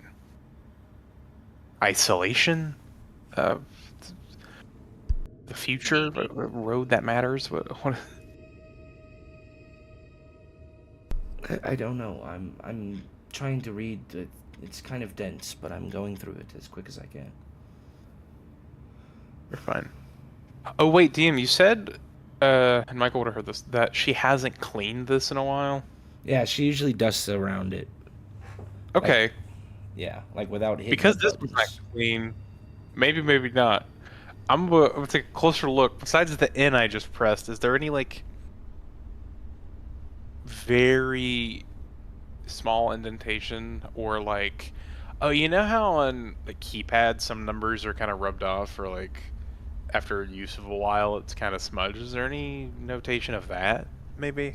You could roll an investigation check. I would say it would have to be pretty high because it's been some time. You've heard many times since anyone's been down here. Crazy if Ray could give me the help, actually. Well, you feel like you almost wouldn't be able to. It's like there is this overwhelming sense of this isolation, like you can't help people here like you would normally. Oh, okay, yeah. Wow, that's creepy. That's a 6. Yeah, it's hard to say. I mean, she's dusted around it, but even still, these numbers and the way that they're kind of chipped in, it's hard to tell. It's not like smooth key presses. It's pretty rough terrain. So I get this feeling that we can't help each other, and like I can think of isolation. Michael will go, does anyone know any words that mean like isolated or like by your, I don't know, imprisoned?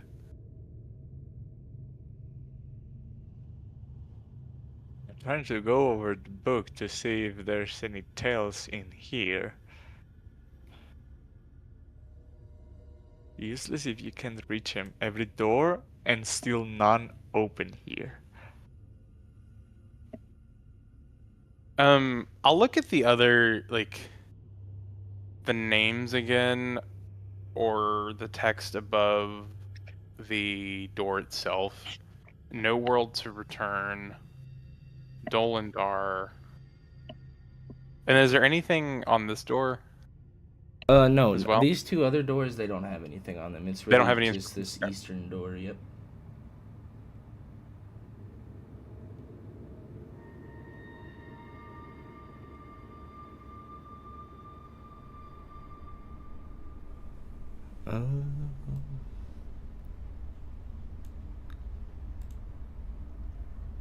Alright, I'm trying to think. This is my brain trying to work. Dude, I used to fucking kick ass at like connections and Wordle, so my brain's trying to work. I know Johan's bummed. Johan loves puzzles. Yeah, I know. You had this called me. Okay. So isolation. Okay, so oh, sorry. Can someone spell Dolendar? It's there. Oh, it's up there. Dolinda. I spelled right, okay. Dolendar. No World to Return. What if it's Michael's gonna press the A. All right. As you press the A, it lights up, which is different than when you press the I and nothing happened. Oh, everyone! I think I got an idea. Just back up. I don't want you to. Back up. Okay. Ray, you too. Yeah, I'm trying to think. No World. I was thinking. That should be clear. And then I'll press the L. In what word? Oh, in Dolendar. And it goes black. Oh no, not a Dolendar. I thought they were all just like, they're all. They all are, but as you press the L in Dolendar after the A, or after trying to press the A in Dolendar, it does not seem to work as you had hoped. Doesn't light up. Does it hit me again, or no? Yeah, this room, I would need everyone that is Well, who all backed up? Did you get everyone to back up? I was staying to watch. I was staying to watch. I picked up around the corner. Okay, then Michael and Ray roll me a charisma save. Here, I'll do the. I'll request it. Great at these. Okay. Ooh. Oh, you got it. Okay. All right. Ray, as this, you feel this heartbeat around you as everything, like I was saying, you feel distant and unreal, like shadows painted on a wall.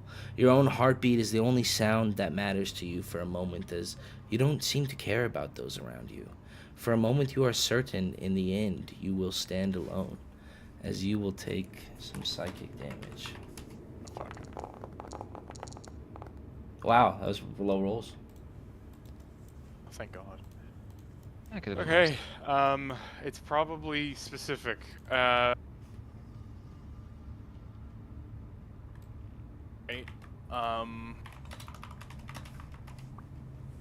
I'll press the A in Dolendar again. Okay. And it lights up again. Okay. And then I'll press the L in World. Okay, it lights up. And then the O in Dolendar? As you press the O in Dolendar, it goes black again. God damn it! I need a charisma save. What was the second letter that lit up? L in World.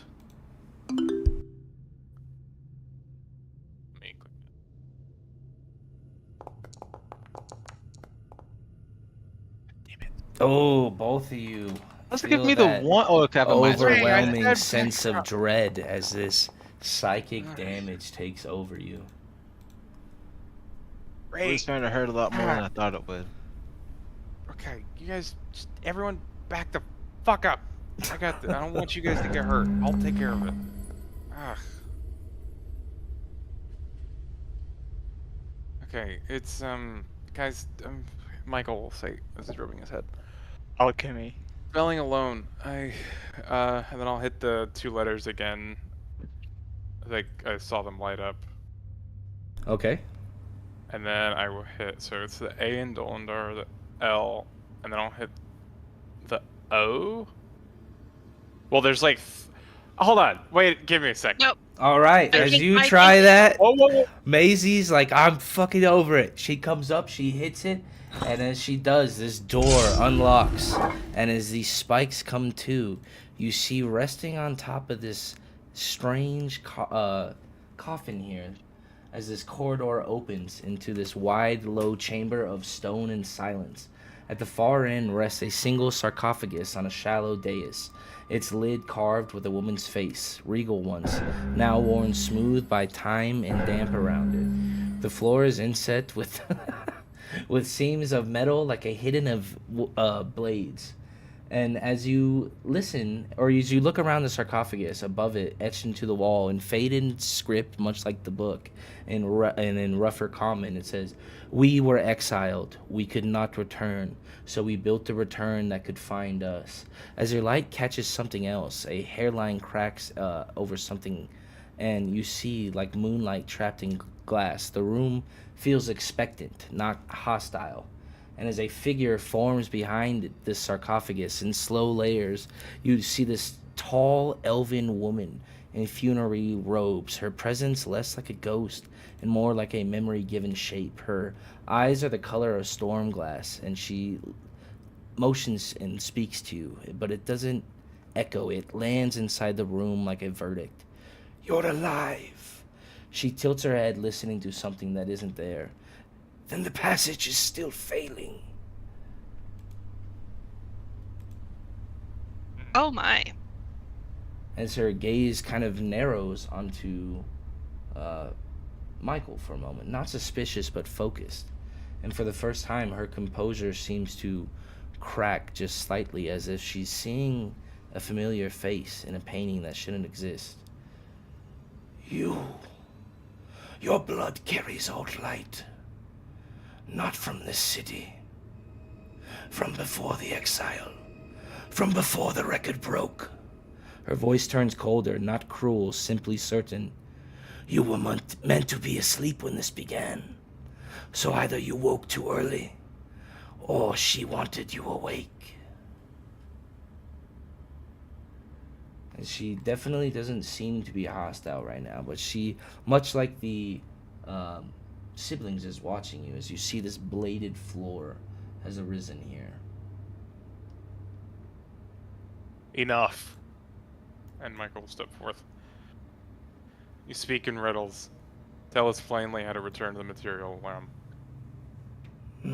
I am not speaking in riddles. If you wish to leave, go. And remember what the dead cannot write. As she steps to the side, the coffin emerges, and you see it kick off, and you watch as this portal appears. Much like the one that had taken you. Okay, sorry. You can ask your questions if you want to, but Michael was like, let's go, so she said, yeah.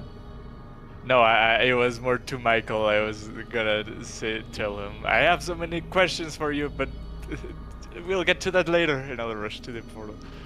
Oh shit, I was teleported elsewhere. Yeah. Did Michael go back? Michael went backwards. Michael didn't go to the portal. I 100% did, because I saw that and go, well, I'm being a gremlin, and I'm no, I see goblin. what you're doing now, yes. I'm yoinking. Okay, there we go. Come on, horse. There we go. Okay. The horse doesn't matter. You can unsummon it. As you guys enter in, the moment you cross the coffin's threshold, your stomach drops, as if the world forgets which way is down. As the chamber snaps away, you're inside a corridor of turning shadow and pale light, spiraling like a whirlpool made of memory. As sound stretches, your own breath becomes a long ribbon of noise, and long distant voices blur into one as another speaks through water. The air smells like cold stone, grave soil, and something sharp. And eventually you arrive in a cramped, kind of dusty stone tomb, much like the one that you had been teleported into initially. I need to go turn that other one off. But outside you can kind of hear it, a far-off bell tolling from the city. Once, then a pause, then another, marking the hour, as you feel like perhaps the air here doesn't smell like it did, and you feel like you may be back in Zadash. You realize something with a quiet jolt, that however long it felt twisting in this passage, that only a short time here, minutes, maybe an hour at most, had passed. But your body remembers it as longer, as you come to looking now in the Raven's Den, the known temple of the Raven Queen in Zadash. I'll just look around and outside to the surroundings, making sure there's not undead or vampires or anything lurking.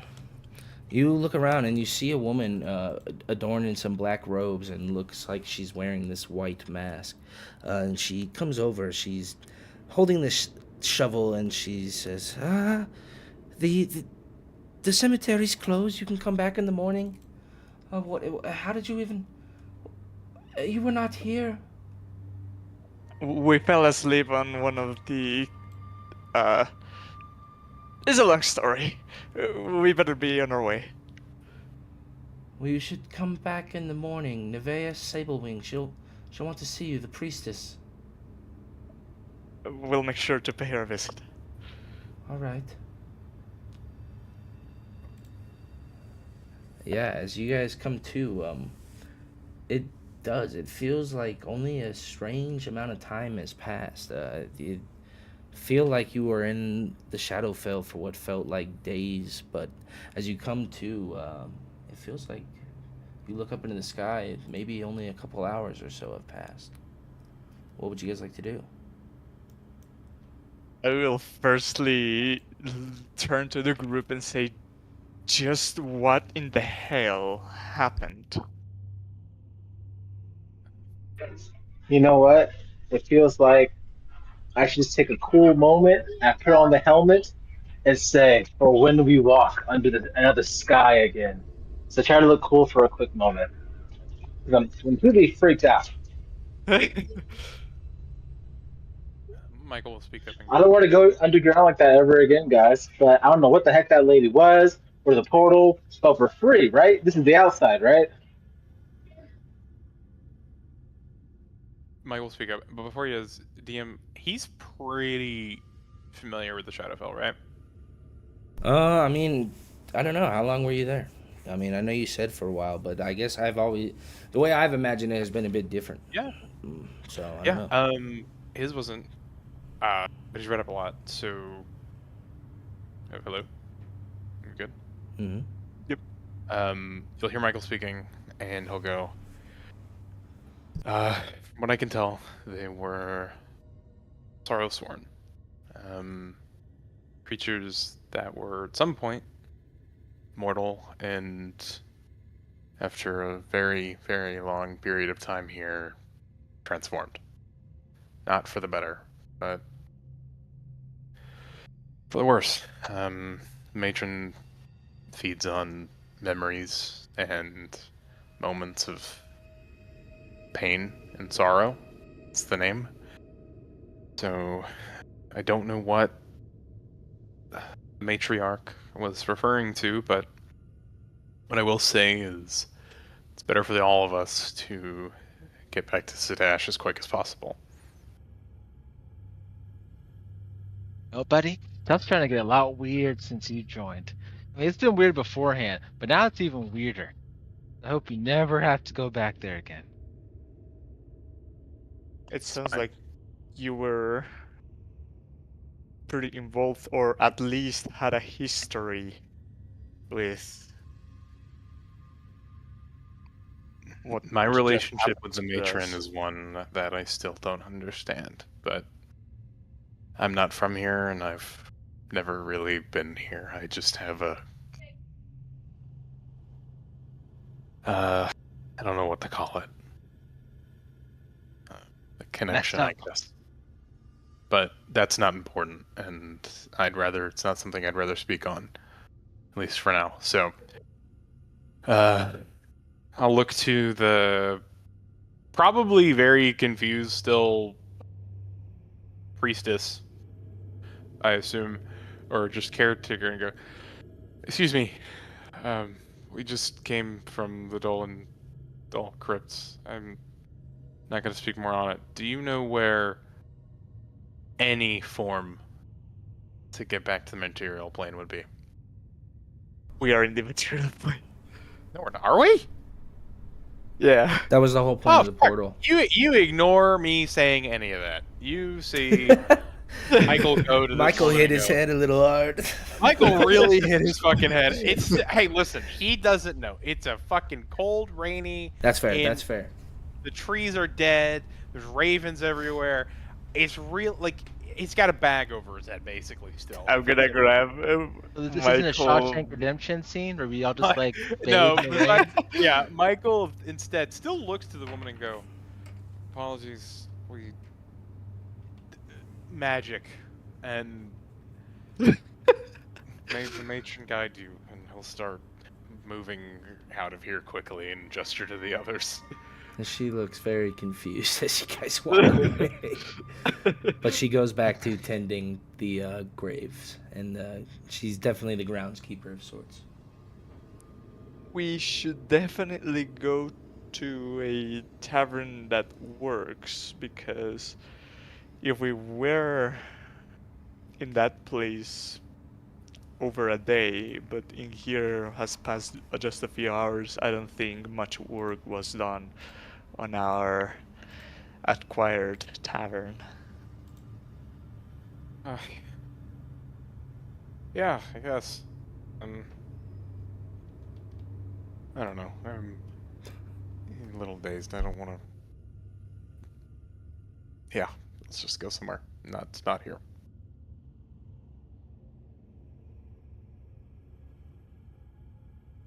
All right, where are you guys headed? The nearest tavern with the strongest drinks. I think I have a tavern compass, actually. The leaky nip tab. All right. What was it called? Yeah. Okay. So as you guys are making your way back to the leaky tap, and It's a bit strange. The people are ignoring you like they used to be in Zadash, and there aren't as many out, and the smells definitely smell more alive. The vendors that you come across are serving food that looks like it is edible and made for people in the material realm, but eventually, as you guys make your way back to the Leaky Tap, you see sitting there a man in kind of a, or before you get in, a man in a travel-worn coat kind of stops you, and he bumps into Ray as you guys get to the door before, and he says, "Oh, buddy, that isn't yours." And you notice now this face of this dwarf with an eye patch, and he pauses for a second, and he says, "We need to talk, please, before you say my name out loud." I don't know who you are at all, buddy. Well, you would recognize him as Yareth, the dwarf that you were just fighting. That guy. Okay. Well, I didn't see a face. Okay. I don't know. I was like, oh, whoa. Okay. I'm not here to fight you. I'm here because that armor, you're wearing a dead man's story.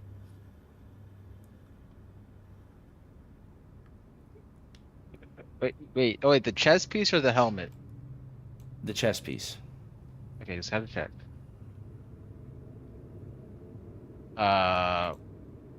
Hey, I mean, I don't know who gave it to me. I was found like this. Where did you get it? I know who used to wear that. Hey, if you know, tell me, because I mean, my parents found me. My parents found me like somehow in it, magic armor and whatnot. Anything you can tell me, I will be game for it, as long as it's not underground or a cavern. All right, that's fine. Here, can we just off the main streets? As he kind of pulls you guys off to a little side corner. Oh, he's talking to all of us? Oh, well, I mean, see, he's with Ray. He's assuming he's not gonna let. He's assuming that you guys want to let Ray go by himself. If you guys will, he's just taking Ray. But yeah, if. Guys, come with me so I don't get killed. If Ray doesn't want you to, I will pull Ray off to a private chat and we will discuss. Do you want them to come, Ray? Guys, come over here. Okay. Okay, yeah, we're coming. Yeah, I would go even if. I'm not good at dealing with personal trauma. All right. As you guys approach, you see him make sure that you notice all the weapons on him, and the ones that he does have, he is quick to drop. And all right, yeah, I'm Yara Stonevein. You know that already. Well, the person that had that armor. His name was Kyron Sunpride. We called him the Lion of Greywatch. He was a cocky son of a bitch, but he was brave. He bragged, he laughed in the face of artillery, he flirted with danger more than anyone breathing. We went on a rough job, and afterwards, I don't know exactly what happened to him. But me and him, we knew that we were on the wrong side of it. So, and afterwards, he turned in his rank, he said he was gonna go somewhere where the gods can hear themselves think, and he left. The last I'd seen, he was on a freeboater crew out of Port de Mali, and one time I heard he was drinking in Broken Bank, but talk of him answering a call back home, he never really understood that. Well, have you seen him since? That's what you talk about. Is there anything? I don't even know the guy. I mean, I thought my dad was a tabaxi for quite a while. Well, there was 4 of us. It was me, Tazio, Malachi, and your dad. Tazio is a big brute. He's the whole reason I'm even in this. Loud, charming, arrogant. Always 3 drinks ahead of everyone. And Malachi, the skinny mage, he jumped every time a ballista fired. But your dad, he was a nightmare for commanding officers and a saint for the rest of us. Arrogant as any noble I had ever met, but brave enough to make the rest of us look like cowards. He'd laugh in a dragon's face if it meant giving a living villager time to run, and he did it all in that armor. he would never part with it. So if you have that, either you took it from him or he gave it to you. I don't think I beat him up as a baby, so I'm pretty sure maybe he's dead? I don't know. Because some of the things we did together, the history books will never print. Some of it we're proud of, and some of it we're not. But your dad, he was one tough son of a bitch. I don't see him going down too easily. I mean, do I believe this guy? Because he could be making up a bunch of BS. Because he wants the chess piece. You can roll an insight check. Could be lying. Skills, insight. I'm not best at that either, but you know what? Might as well roll. I just want to believe. I don't see your roll, but I saw it was a 9, so I'm assuming it would have been like 11, 12. That was 9. Okay.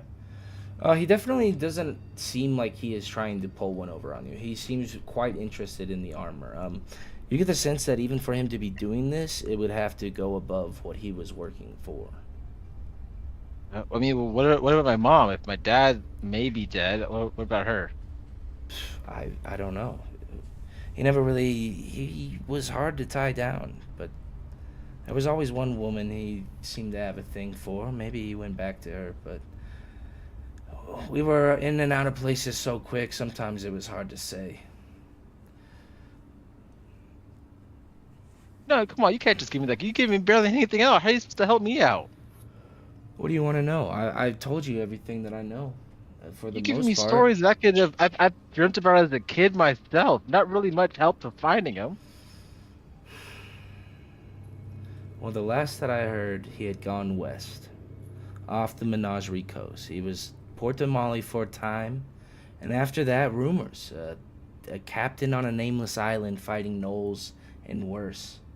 Some say he'd finally gone back to whatever war he was hinting at. I don't know if he's alive, but if you're wearing his armor, then the world's not done with his mess yet. That's the last I heard. He's on some nameless island somewhere. If it's even to be believed. Yeah, at least it's a head start in that direction. I mean, I'm from Port Denali, so maybe I can reach out and see if anybody knows anything.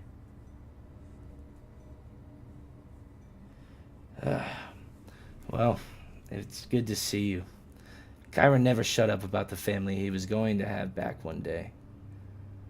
You should have freaking stayed. Like, it would have been helpful if you stayed. Because guess what? My stepdad, I guess adopted dad, he's not that nice.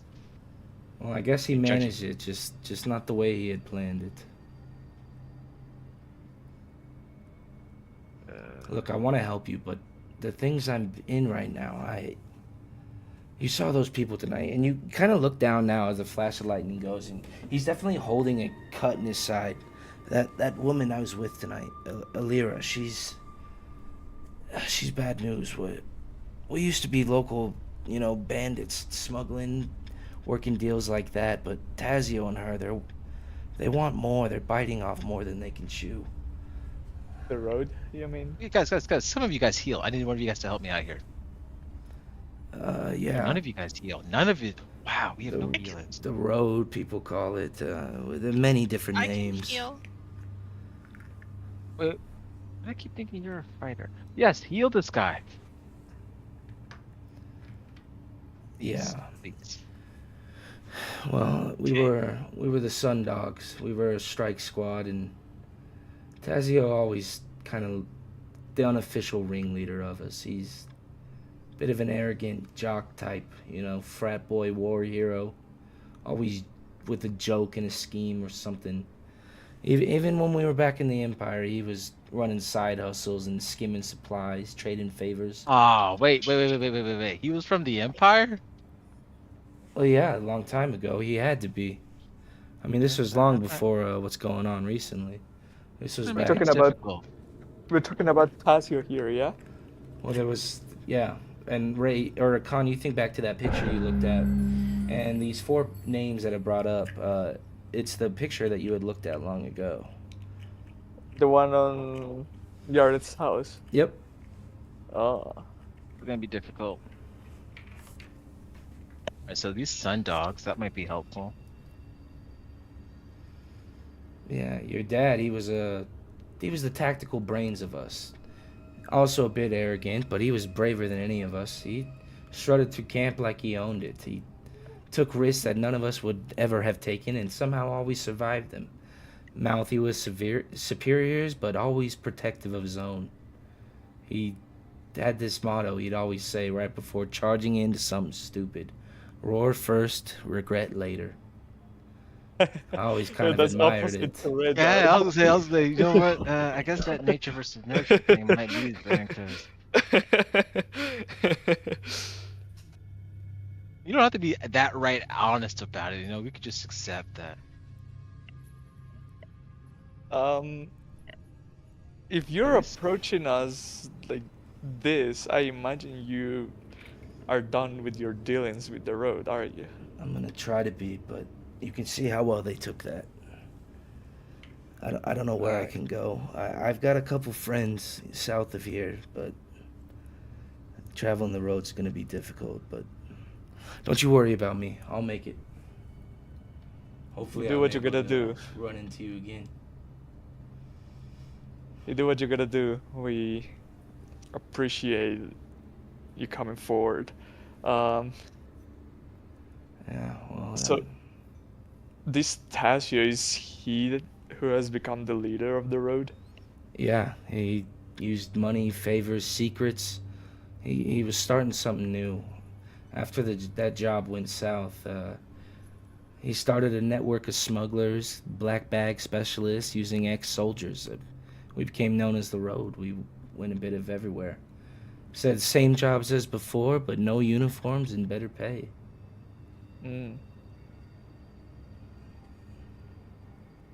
So I joined him. I was always close with him, and for a while things were good. We were making good money.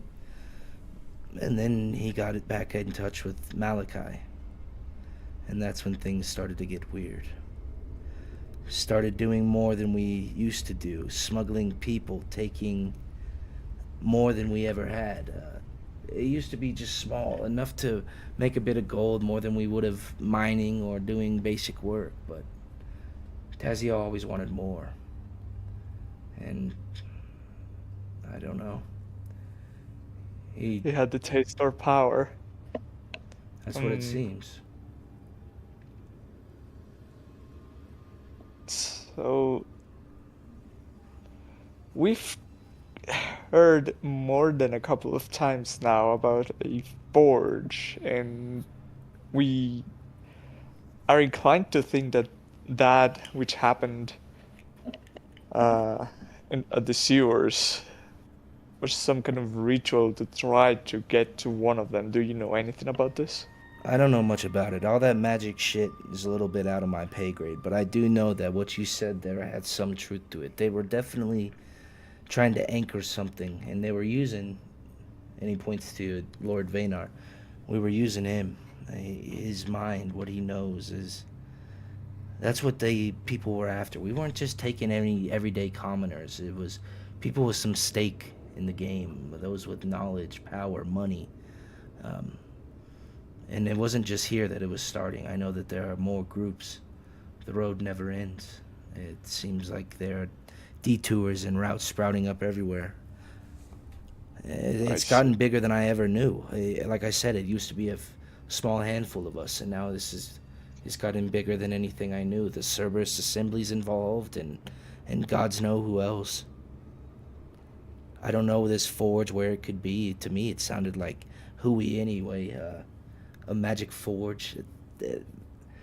That sounds like tales from back in the era of the Great Reclamation, but not something that has existed since. If it did, and it was truly real, they could supply anything. They could craft and make things, or even worse. If what they were doing is true, they planned on bringing something through the gate. What or who, I don't know. That was even above my rank. I started to get pushed to the side. I think they also might be interested in some things we have seen before. I should probably not speak of those out loud, but not the first portal we've seen. Well, I don't think it'll be the last. They're sprouting up. I know that there's plans for them to happen a bit of all over. Who knows how many they plan or what the goal is if they are able to succeed. Whatever they plan on bringing through is big, and it sounds like it's going to be a worry for not just the Empire, not just the Kryn, but all of Wildmount. Possibly all of Exandria. Let's hope it doesn't get to that extent. Well, thank you very much for your information. Again, you do what you gotta do. We now know you're not... Or, hold on, let me rephrase. You don't have to lie to me. I know I'm not a good guy. Okay. Let's go back. I mean, You're not a good guy, but at least we know what they're doing is getting out of your hands and you don't want to do with it anymore. Once I saw that armor tonight, I remembered why I even got into all this to begin with. Long ago, when I was just a dumb little kid and joined the army hoping to create a better cause for the world. And I don't know, thinking about what Kyron used to say about wanting to start a family, it got me thinking, what am I doing? And yeah, I ran. Well, let's hope you can truly escape them. Let's hope. Well, I've bled through enough flags. Time for me to bleed for myself. Very well, then. No, Lathander would say I should believe in you having a better life, so I'm just gonna hope for that. Well, thank you. And Sun Pride, I hope you find your dad.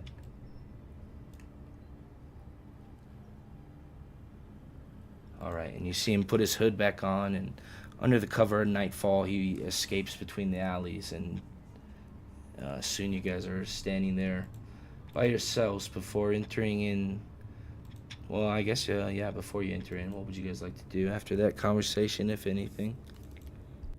I'll turn to Vanar and tell him, well, now that we're back at the city and you're safe, where are you heading? Well, I'm headed back to the bathhouse. I don't know. What do you recommend? This isn't exactly an everyday occurrence when I get taken. Back to the bathhouse? What do you mean? I need a bath. Did they take you from the bathhouse? True. Was he?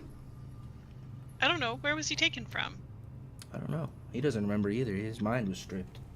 Yeah, you're probably right. The bathhouse probably isn't a good idea. My estate's probably wondering where I'm at. Do you not have a tower with baths and everything you can ever ask for? I'm not the richest in Zadash and the Tri-Spires, if that's what you're wondering. Ah. That's what I had in mind. I do have some money, but not that. Okay, well, if you do not feel safe wandering by yourselves, feel free to stick around until you can get back to your place. Alright. He's gonna kind of try to duck behind you guys and hide as best he can. He was definitely not thinking about that, but that conversation has now worried him after what Maisie said. Yeah. Alright. No, you're fine. Sorry, not sorry. As what would you guys like to do next?